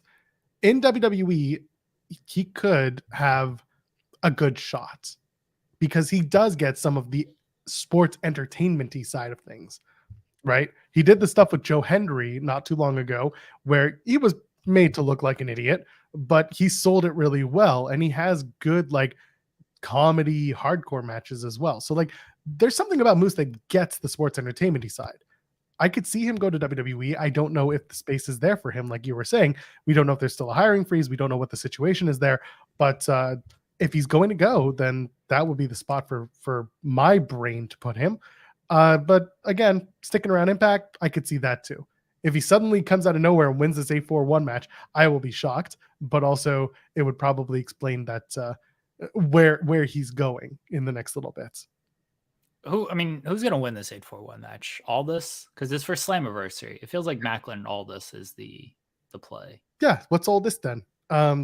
That's what it is. And it's Aldis and Bully, I should say, are on the same side. So for this match, okay, for those who don't know, Impact's running what they're calling is an 8-4-1.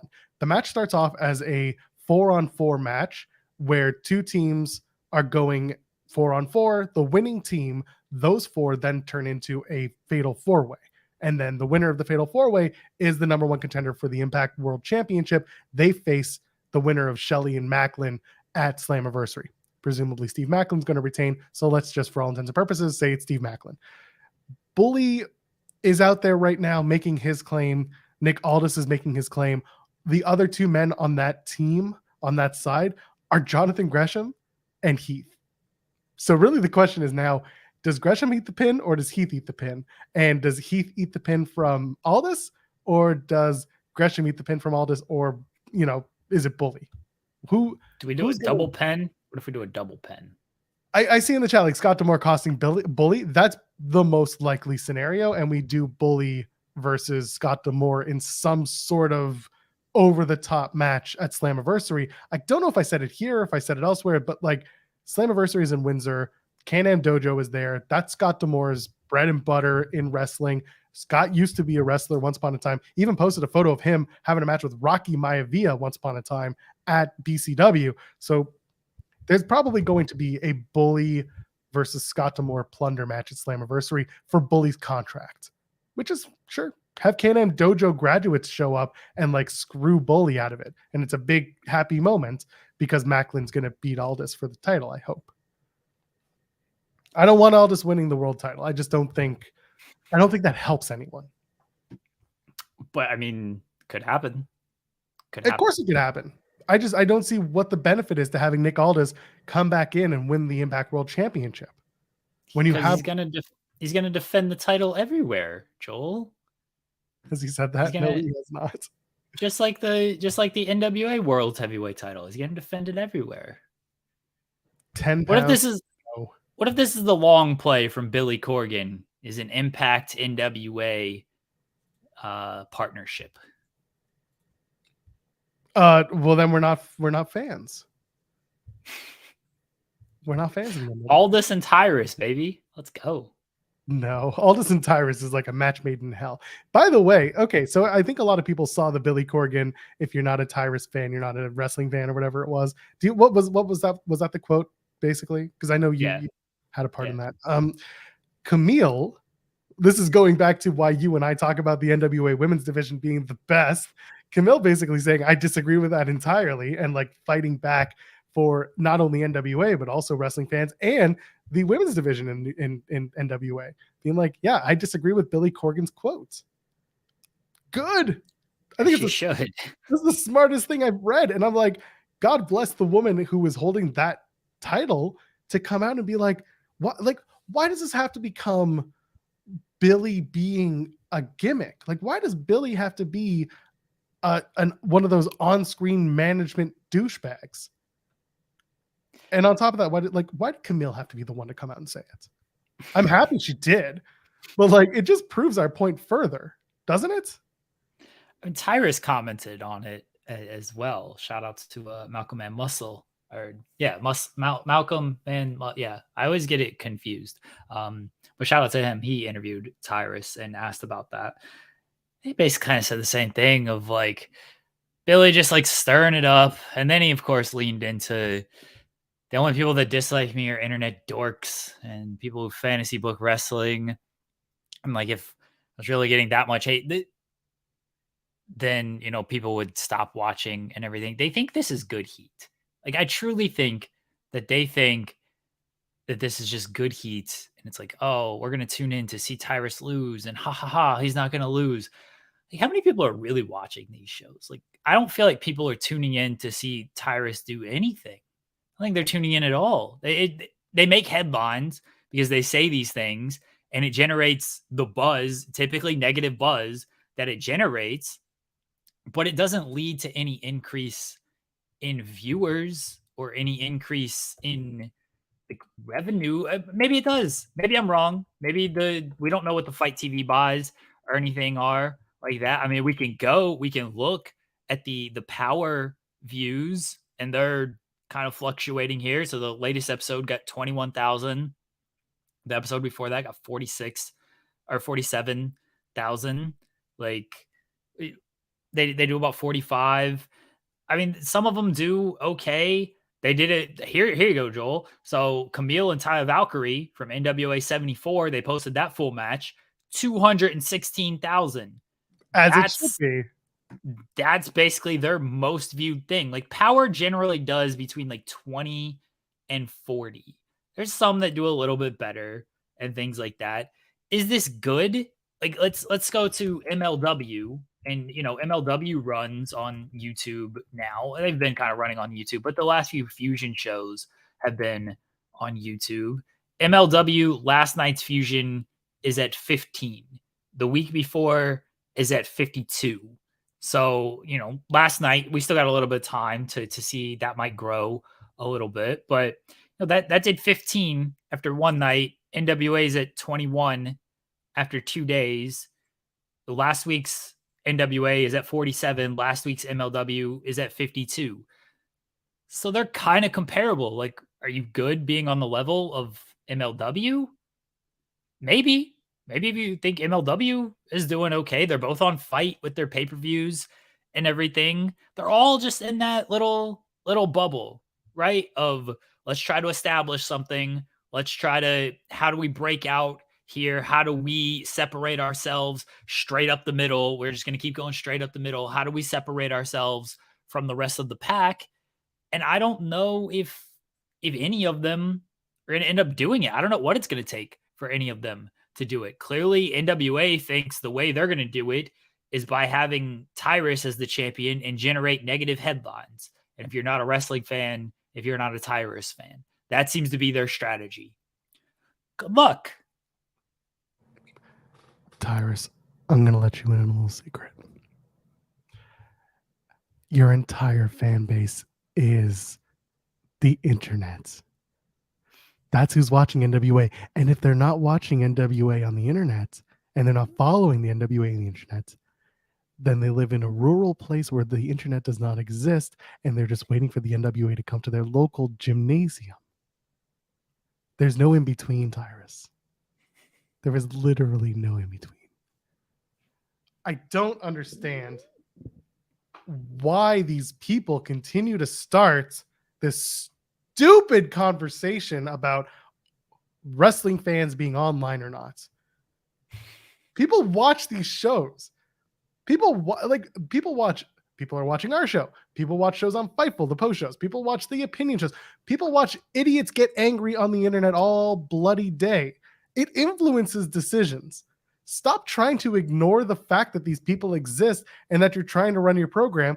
And guess what? Maybe if you're not going to try to put on a good show, maybe try to make it so that you're working a little bit more in synergy with some of these creators, because sometimes some of these creators just need to know that, like, we're doing the best that we can. Like, be a freaking human, man. It's not difficult. You don't need to play the stupid role of like, oh, these internet people, they don't get it. It's like, we're probably getting it better than a lot of other fans. I think all you really need, or all you really think you need, are the rural nobodies who don't know shit about your product and think the NWA is the same it was back in the 1970s. But guess what? It's not. You tried, and it actually, at the beginning, it worked. It was looking good. And then everything went to hell, and we don't need to explain why, but you had someone leave, rightfully so, and leave the business. Unfortunately, that person also happened to be the best creative mind you had. Now the person running the show is not good, and we are stuck with what we have. We say it week in, week out, Jeremy. This is a company that could do so much better, but instead they spend all of their time shitting on people and making us feel like idiots. And then we don't want to watch their show, and they wonder why no one wants to watch the show. But their women's division is great, so we got that going for us. They won't run in Power too, though. No, God forbid. That's why Camille says the things she says, and rightfully so. She's got it right. So silly. Yeah. It's dumb. It's dumb. Like, I don't know. They're just trying to generate any type of buzz and any type of headline they can get. And they think this is good. They think this is working.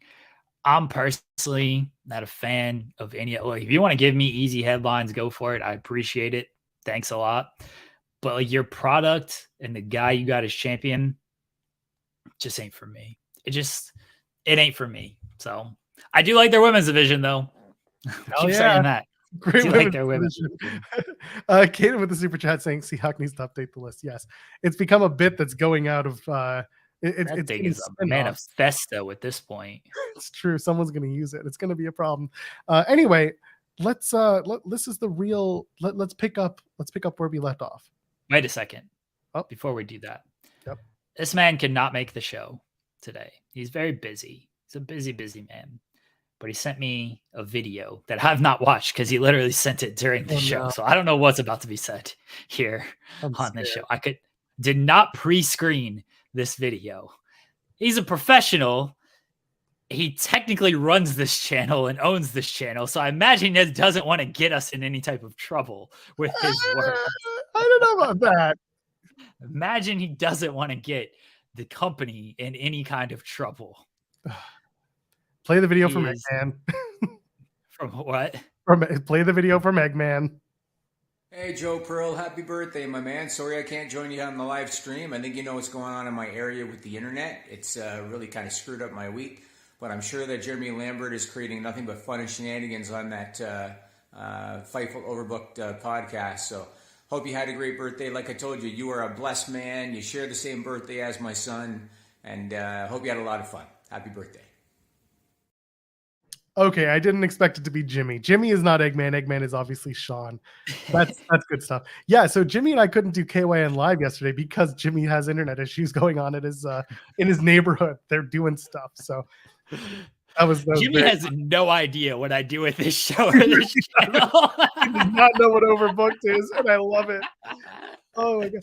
Like, I'm sure Jeremy's doing something over there. You think he went to Sean afterwards and was just like, "What's Fightful Overbooked?" Yeah. And then Sean has to explain the lineage. Like, well, it was MMA, and then it was the distraction. You're like, what is the distraction? Didn't we get them off of Patreon because they called themselves Distract and Select? And he's like, and then Sean's like, we're not going to get into that. That's a whole other family tree. That's fun out of that. And instead, we called it Fightful Overbooked. And then Jimmy just being like, does it make any money? And then he's like, well, kind of, but it goes to paying the people who do shows on it.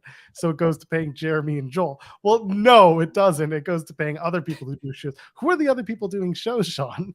What other shows could there be? We have already the post shows. Oh God, I see the conversation just going out of control. I'm gonna have to do a Q&A with Jimmy where I explain Fightful Overbooked. When we do the questions thread, I know there are Fightful Select subscribers in this chat. Just jot it down now. Put it in the questions thread. Jimmy, can you please explain Fightful Overbooked? Not Jimmy. Joel explain it to Jimmy. Have Jimmy explain to me and the people what Fightful Overbooked is. Jimmy just knows that like I'm part of it. And so he's like, Jeremy's part, it must be shenanigans. Jeremy's doing shenanigans over there, I'm sure. That's where he went. He has no idea what's actually going on. He's just like, oh, Jeremy's part of it. Shenanigans are amok around here. You think people would pay to do, or not pay, you think people would want to watch an episode of this show? Well, yeah, I see someone in the chat already doing it. And then asking if we really want Jimmy looking at Overbooked. He won't. It's fine. He'll see Joel and Kay today and be like, what is this? Do you think people would want to do like an Ask Us Anything show? Or not a show, but like an episode where we do an Ask Jeremy and Joel Anything show? You think people would want that? We can do that. It's Joel, it's our channel. Like I But did a stupid people would care enough. Joel, I did a dumb media call, and for some reason we had like a good turnout for that, and like people were asking a bunch of questions, not only in the chat, but we got our media pals on there and everything. Do I think people would care? I don't know. Like, I have no idea, but should we just maybe do it and just see how it goes? Sure, why not? Right? Like, Worst that could happen. we know where the bodies are buried around here, so sure, come ask us anything. It's true. I can already think of 3 off the top of my head, so let's go. All right, are you ready? We're going to talk about it. We got to pick it up. Returning June 17th. Now we have to do the rollback from an hour ago. CM Punk. Boo, CM Punk, CM Punk, boo. CM Punk returning officially to AEW. He will be on the first episode of Collision at the United Center, June 17th. Jeremy, it's happening. Yeah, you tried to talk yourself into maybe it's something with the Owen and all these 45-year-old geeks who fantasy book wrestling in their parents' basement tried to be like, oh, it's not CM Punk related. It's something else. It wasn't even CM Punk adjacent. I thought maybe it would just be like, oh, he'll say it's the second coming and then wink nod type of thing. No, it's just like CM Punk's back, everybody. He's going to be there. Okay, let's just put it out there. It's CM Punk. And there we go. There's our confirmation. We knew it was coming. Everyone knew it was coming. Now we don't have to speculate anymore. Now it's official. Now we can speculate for the next 2 weeks of how is this going to go? Because this could go in a lot of ways. Dave, I saw the report today that CM Punk and Ace Steel are, and well, I don't know how true this is. This is just what Dave has reported in the Observer. CM Punk and Ace Steel are going to have some creative input on this, a good amount of creative input. I don't feel like that's too surprising. If that doesn't seem like a surprising report. Most top guys do have some creative input. If Ace Steel has been hired back for the past few months, it was reported there that Ace Steel has been working creative remotely with things. So yeah, I imagine Punk's got some creative input on this. How is that going to go? What does that mean? Is he only going to just work with his friends? Is he going to work with people he wants to work with? Or are we just going to get CM Punk FTR trios matches every single week? They're just going to hold all the titles. FTR's got the tag titles. They got the trios titles together. Punk, I'm sure, will be world champion at some point. Like, we'll see how it goes. But if he's champion, then he goes from brand to brand. He's like, I ain't working Wednesdays, brother. That don't work for me. Hey, I got other things to do. Give me the whole week off. Let me just work my Saturday, and I'm out here. I'm gone. I'm gone. Didn't even go to Canada. Just forget that noise. No, he's going to go abroad, but not to Canada. He's going to leave the country, but not go to Canada. We'll talk about that in a minute. But with Punk being back officially, it's going to happen on the 17th, according to Tony Khan. There's, a couple of things. One, going back to why it was smart to announce it now, ticket sales, let's face it, Collision ticket sales were not where I think, and this is across the board, they weren't where I think the company expected them to be. And I don't think that they really trusted that doing the maybe was going to be enough this time. So I think just announcing it, getting it over with, and people can then make the decision. And this is twofold. One, it's smart because people will now be like, okay, he's definitely coming, so I will definitely be there. Or alternatively, he's definitely coming and I definitely don't give a shit, so I'm not going to go. That's the whole point now. Now there's a little bit more leverage in Tony Khan's camp to be like, if it doesn't make a huge difference in ticket sales outside of Chicago, then Tony can easily turn Punk and just be like, are you really what you say you are? I think he's a draw. I still think Punk's a draw, but I think that this is also a leverage play opportunity for AEW when a contract comes into play, or at least a discussion comes into play in the next couple of years. So I'm going off of WrestleTix here. So it was about 1,700 tickets before the Dynamite announcement. 1,700 that were still available. This is for the debut at the United Center. Then it went to about 1,200. So WrestleTix says 500 plus tickets moved after the CM Punk announcement. And then they opened up more areas. So now there's about 2,500 tickets available. It's set up for 10,000 at the United Center. It's set up for 10,000. It was initially set up for about 86. And now it's at 10,233. So they opened up a lot more areas, which you typically don't open up those areas. And it's a lot of upper deck stuff.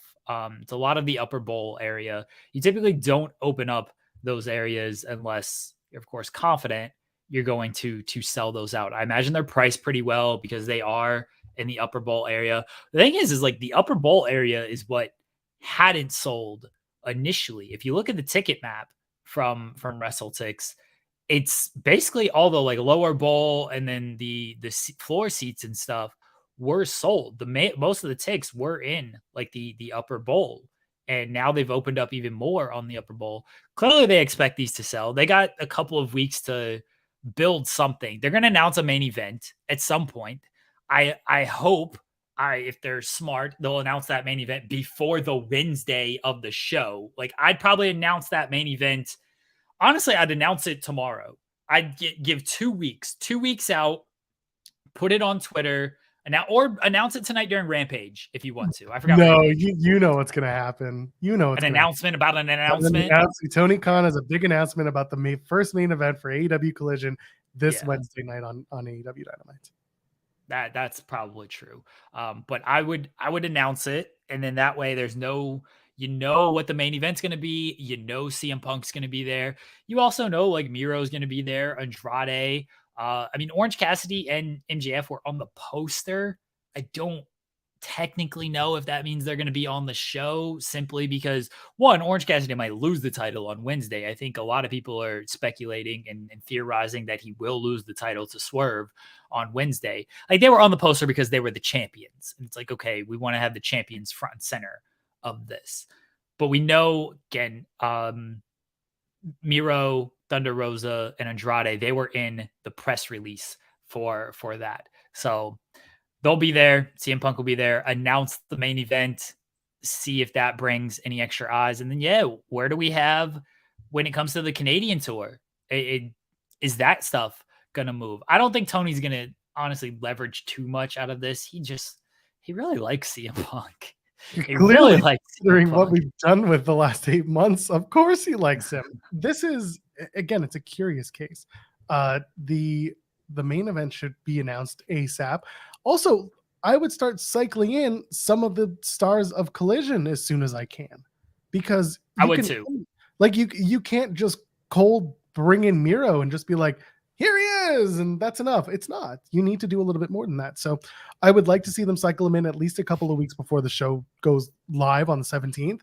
And they should announce that main event. That's the big thing. Now the question is, what is the main event? Because once again, it was reported Punk and Mimosa Joe, Ragosa Joe, Samoa Joe, they were supposed to have a match. We don't know. And Voices of Wrestling now are insinuating that Punk's first story is actually going to be with Jay White.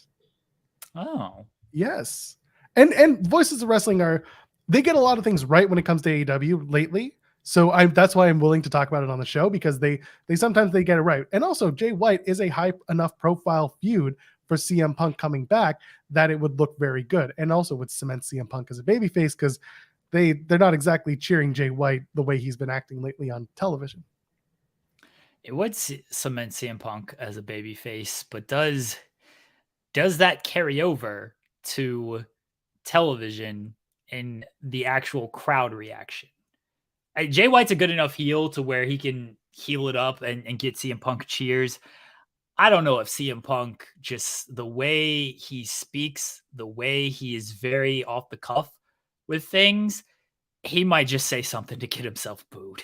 He might just, we're talking Jay White, we're talking Bullet Club. He might just take a shot at Bullet Club and people are like, no. That's the Bullet Club I love. You ain't taking shots at my Kenny and my Young Bucks here. And then he just gets himself booed. But at the very end of the day, if you're doing Punk versus Joe, people really like Samoa Joe, regardless of where he sits on the heel babyface spectrum. Jay White is very firmly a heel in AEW. Like, it's people boo Jay White, they cheer the theme music, but then he says something and that's it. I get that Punk could fly off the handle and say something stupid, but I don't think this would be the time when he does. So Punk and Jay White works for me, at least more than Joe. You do Joe afterwards. Once you identify where Punk sits on the alignment charts to fans. I think he's going to be cheered in Chicago. He might be booed elsewhere. I don't know if there is an alignment chart with CM Punk. It might just be however he's feeling the day he shows up for work. Punk this week. Yeah. He's on. Yeah. It might just be that's where he aligns. It's like the forest fires where they have to turn it up and down with the dial in the national parks. It's just how pissed is CM Punk this week. 2 to 10, and it's just, it starts off as like smiley face Punk and it goes all the way to like super angry Punk face. He's just like, and that's 10. Yeah, that's where I would do it. The best bit is we've been talking about CM Punk this whole time, and we're just forcing this person backstage to hang out and not have her on as we talk about CM Punk. Oh, okay, hold on. So then let's move on. Let's talk about the building info. Do you want to talk about the AEW WWE building info news? Is that real? I mean, it's news. Like, we wrote about it and everything. It's like not. A lot of people do this, right? Yeah, like, this is common in and out of wrestling. Like, this used to happen to WCW and the WWF back in the day too. You couldn't run the show. There we go. Sorry, waiting for something. You couldn't run the show like a week later because you're burying what you got. Happens in music all the time. Live Nation is like, this is the worst. When you used to do South by Southwest over in Austin, Texas, the agreement used to be that you couldn't perform in or around like a ridiculously large radius for something like 90 days. So people who were coming into Austin to do these shows were either not getting paid or not getting paid much. And then B, they weren't able to go out and get paid to work elsewhere for 90 days. They'd have to leave Texas just to get paid. It's wild. So it's not news. Wow. Oh, boo. Enough out of you guys talking about the biggest, most important event of the week, which was, of course, CM Punk's return. There was nothing that happened yesterday that could overshadow that. So, I mean, it was Joe Gacy's birthday, which was neat, but... Did he ever get back to you when you tagged him on that? I don't think he did. Unfortunately, but... The bit only works when he and I do it. It doesn't work when anyone else does it. It's I know. But I did want to come out here and wish you a happy birthday in your We're Nice to Joel for a Minute in the Weeds episode. I'm never nice to Joel Pearl because it's in my contract. It's in my contract. It's meaner to be nice to Joel. It just feels wrong. Exactly. People are going to think like we like Joel Pearl if we're nice to him, and I don't want to get that impression. Well, hold on. That's a show with both of you, so just calm yourself. You guys are forgetting something very important with Samoa Joe. He's your ROH TV title champion in a feud with Zack Sabre Jr. right now. Okay, CM Punk's gonna have to wait. I need to know who the better TV title holder is in professional wrestling. All right. I need to know. You need to know who watches better TV. I think, judging by his look, Samosa Joe has us all beat. No. That's not what I meant. But I'm wondering with the Jay White stuff if there's a Forbidden Door angle, because FTR showed up to help out Ricky Starks, right? If you throw CM Punk on top of that and you have Bullet Club Gold, who's going to come out and help Mr. Juice? David Finlay. David Finlay. David Finlay. I've been saying Juice. Finn Juice back, baby. ELP maybe? Huh? You got options. He's out of Bullet Club. He's out of Bullet Club. He has a match against David Finlay this Sunday at Dominion. Yeah. This is Bullet Club Gold, though. This is the MasterCard version of Bullet Club. MasterCard. You know who's going to come? You know who it's going to be? It's going to be Jeff Jarrett with his Bullet Club Gold for sale. Happy birthday, Joel. This was fun. Hope you enjoyed it. Off the stream. Yes. I do have to go because I have another podcast to prepare for on the Know Your News Network. Stop watching this. Go to Know Your News and watch Alex and I review. It's a mad world. No, that's the real reason I came on here. But everybody just comes on here to plug stuff. That's weird. Yeah. Are we that popular? You didn't ask me if I like Taylor Swift like you asked Gangrel. No. Well, you're not as important as Gangrel. It's true. Gangrel did spend years honing his craft. Who'd she ever beat? Yeah. Who'd Gangrel ever beat? That's actually a pretty good question for us to ask. Gangrel beat plenty of people. Plenty of people. Gangrel is fanging and banging. He's both. Yeah, Kate only puts over one. Maybe Kate beat Dan Barry that one time. I don't think that's No? true at all. No. She beat Okada? Everybody beat Okada. He's kind of a dork. I beat Okada in a tag match with a now signed WWE superstar. I'll give you two guesses as to who it is. The Miz? Nailed it! Yeah! Nailed it. It was me and The Miz versus Okada and Tanahashi. It was a great match. But that's who I beat. Okay, bye. I love you guys. Happy birthday, Joel, for real. And I appreciate everything you do here. And I hope you had... Nope. No nice things about Joel Pearl. We're not doing that. See you on Sunday, Kate. Definitely not doing that. Oh, God. Tanahashi. Sorry, every time I think about Tanahashi, I think about all those lovely Japanese women at the first ever New Japan show at the... Babies are popping out with Hiroshi Tanahashi. You know what I'm talking about, baby. The wife is coming here. I see Hiroshi Tanahashi, the baby's just falling out of me when that happens. Out of you? That's impressive. Out of me, yes. Wow. That's a beautiful man. I don't care what Matt says. Beautiful. Oh, Josh Giddey. Josh Giddey be making the babies for me too. Yeah. It makes you giddy. Would you fuck Josh Giddey, Joel Pearl? I'd have to look up Josh Giddey first. How? Look at this beautiful man with his beautiful hair. No, I've known a lot of people with Jufros, and that's not one of them. No, his hair's flowing. That's not a Jew. That's the flow of the hair, baby. No. Eric Carlson, when he was with the Sens, that was a flow. Oh, Eric Carlson does have beautiful hair. That's true. Yeah, he looked real good. This ain't it. How dare you? This man is so beautiful. Oh.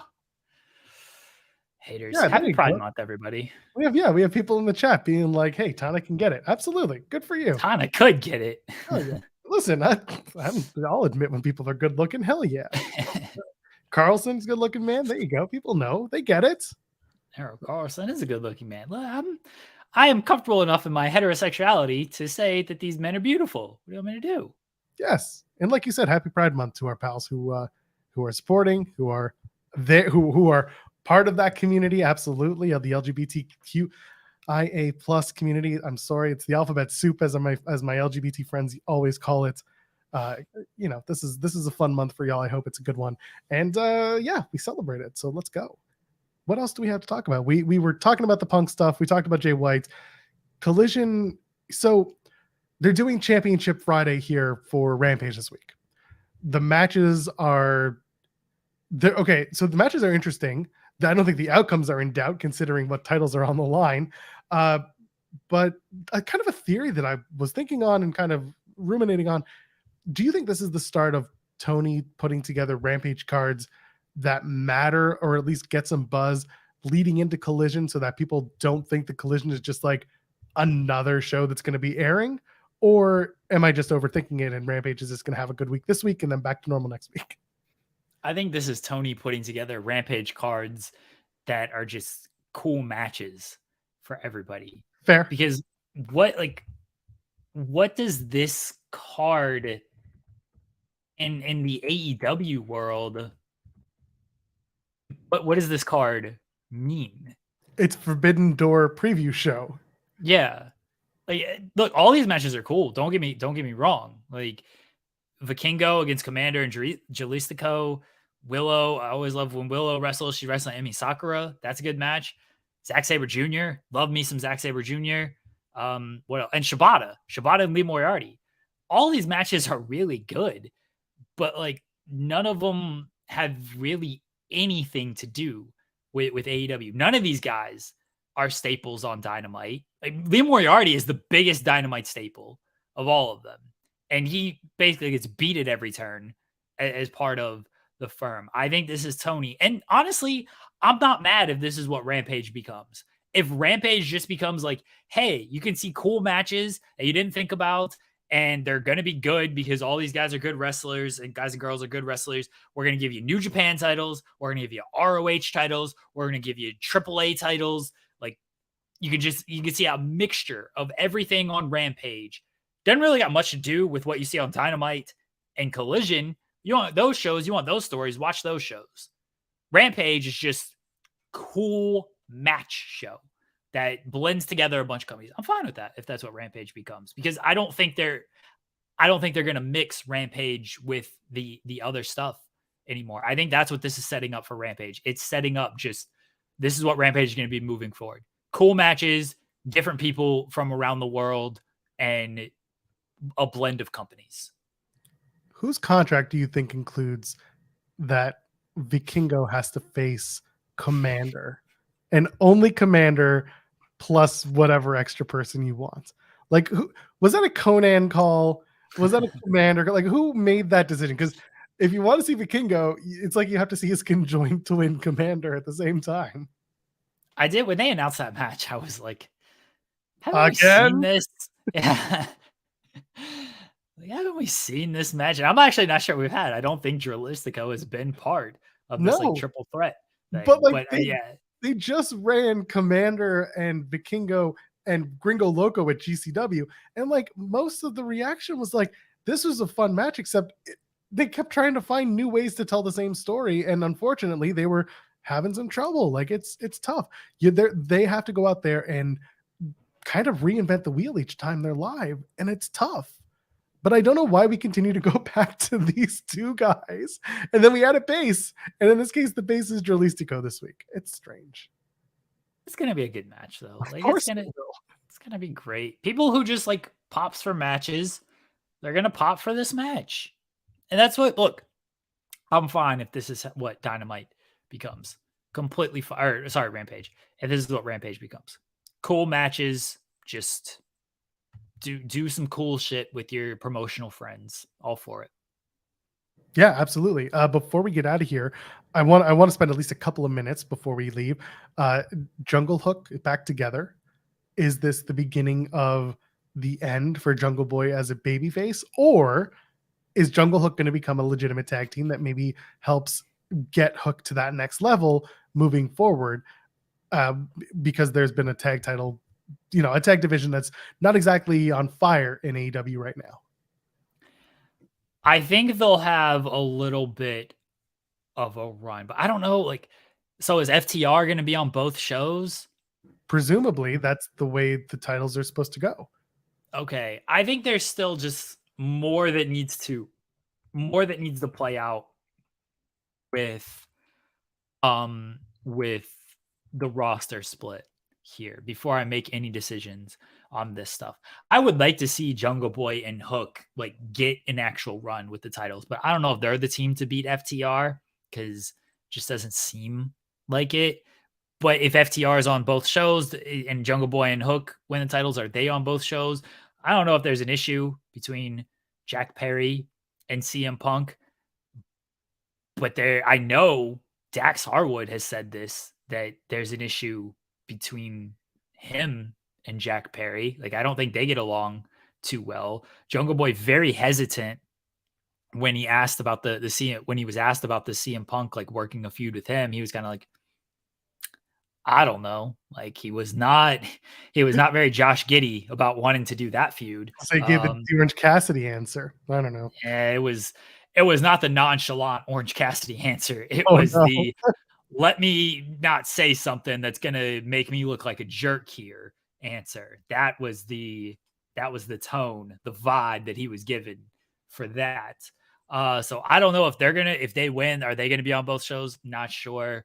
I'm all for them having like a legit tag team run. Like, they're facing LFI. Dude, Joe Listico loses all the time. Preston Vance loses all the time. Roosh is nowhere to be found right now. Yeah, Roosh loses a lot too. Like, honestly, like, he has great matches, but he loses a lot. Which is weird to say. Someone's paying him more money every time he loses. That's the only way I could see Roosh being like, okay. Yeah, like, Roosh is losing a lot. So I hope they do get a proper tag run. I do like them as a team. I do think like they're a good team. They're obviously young stars, and they need something. They need something sustainable, because I think Hook's just kind of been floating, right? He got the FTW title, and then that doesn't really establish as much of anything. It's the Outlaw title and everything. And he was with the Hardys, but it's like, okay. Like, they need to actually kind of do something with Hook. And I think an established tag team with Jungle Boy. And then you eventually do the turn. At some point, you do the turn. I think Jungle Boy needs that turn at some point. And I think Hook is such a big baby face right now that he's probably not the one to turn. But I like them as a team. Just give me something that isn't, hey, we're going to throw you together to kind of take out these dorks who always lose anyway. I'm interested to see if they're just going to go with the turn, or if they actually want to invest some time into Jungle Hook. I think both sides have a merits to playing it out. And again, I also wouldn't be surprised if it just ends with Jungle Boy turning on Hook. But like, how long until we do it? Is this a pay-per-view cycle? Is this a few months? Is there a title reign involved? There's certainly a lot on the plate. Some people were expecting it to happen as early as Wednesday night, and that's understandable. You know, Jungle Boy comes out in all black, and he's got the chair, and he's holding it a little longer, holding it a little tighter, as if maybe he's going to do something. There's something at play here, but I wouldn't mind seeing the Jungle Hook story play out for a bit. What's Jungle Boy's new theme when he turns? Oh no, it's still that. Really? You're still going to get the crowd going, as a heel? They're going to boo it. They're just going to boo it. And he's just going to come out. Like, ironically, if there's one thing wrestling fans love, it's just ironic theme music that goes against your character. Tony Deppen is a great example of that. We built this city on rock and roll. Ain't no one singing that song, but everyone's kind of singing that song. We built this city. Sorry, I'm back. So that's all I got. People can sound off in the comments here. Go ahead and do that. Talked about Punk, talked about Roman, we talked about Jay White and CM Punk as a possibility. Talking about Jungle Hook, we talked about everything. We got through everything today, and we had a bunch of friends pop on and say nice things and not nice things about me. Jeremy, thank you for the surprises. Thank you for finding people to bury me. Can't believe I said that hard. I was going to say it shouldn't be that hard.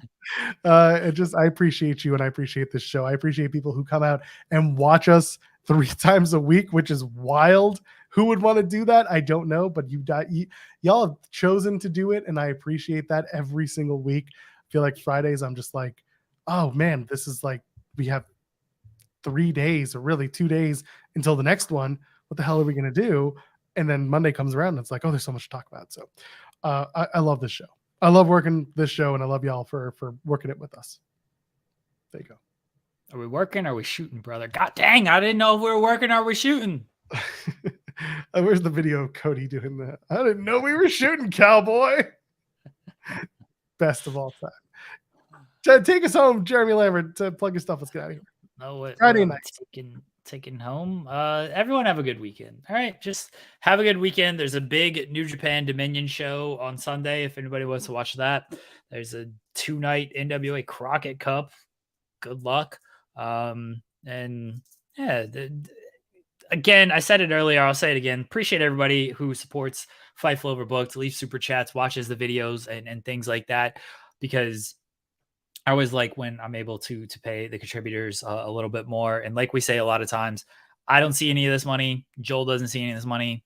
Kate doesn't see any of this money. We try to do our best to make sure our contributors get a little financial gain out of that. And that doesn't happen without you guys supporting, watching, sending super chats, things like that. So we really appreciate that. And there's a lot of good stuff on this show, and or on this channel, not this show. A lot of good stuff on this channel. Everyone can check it all out. We got Coexisting with Rob and Maggie, and about 3 hours from now, that's 3 p.m. Eastern. Go watch that show.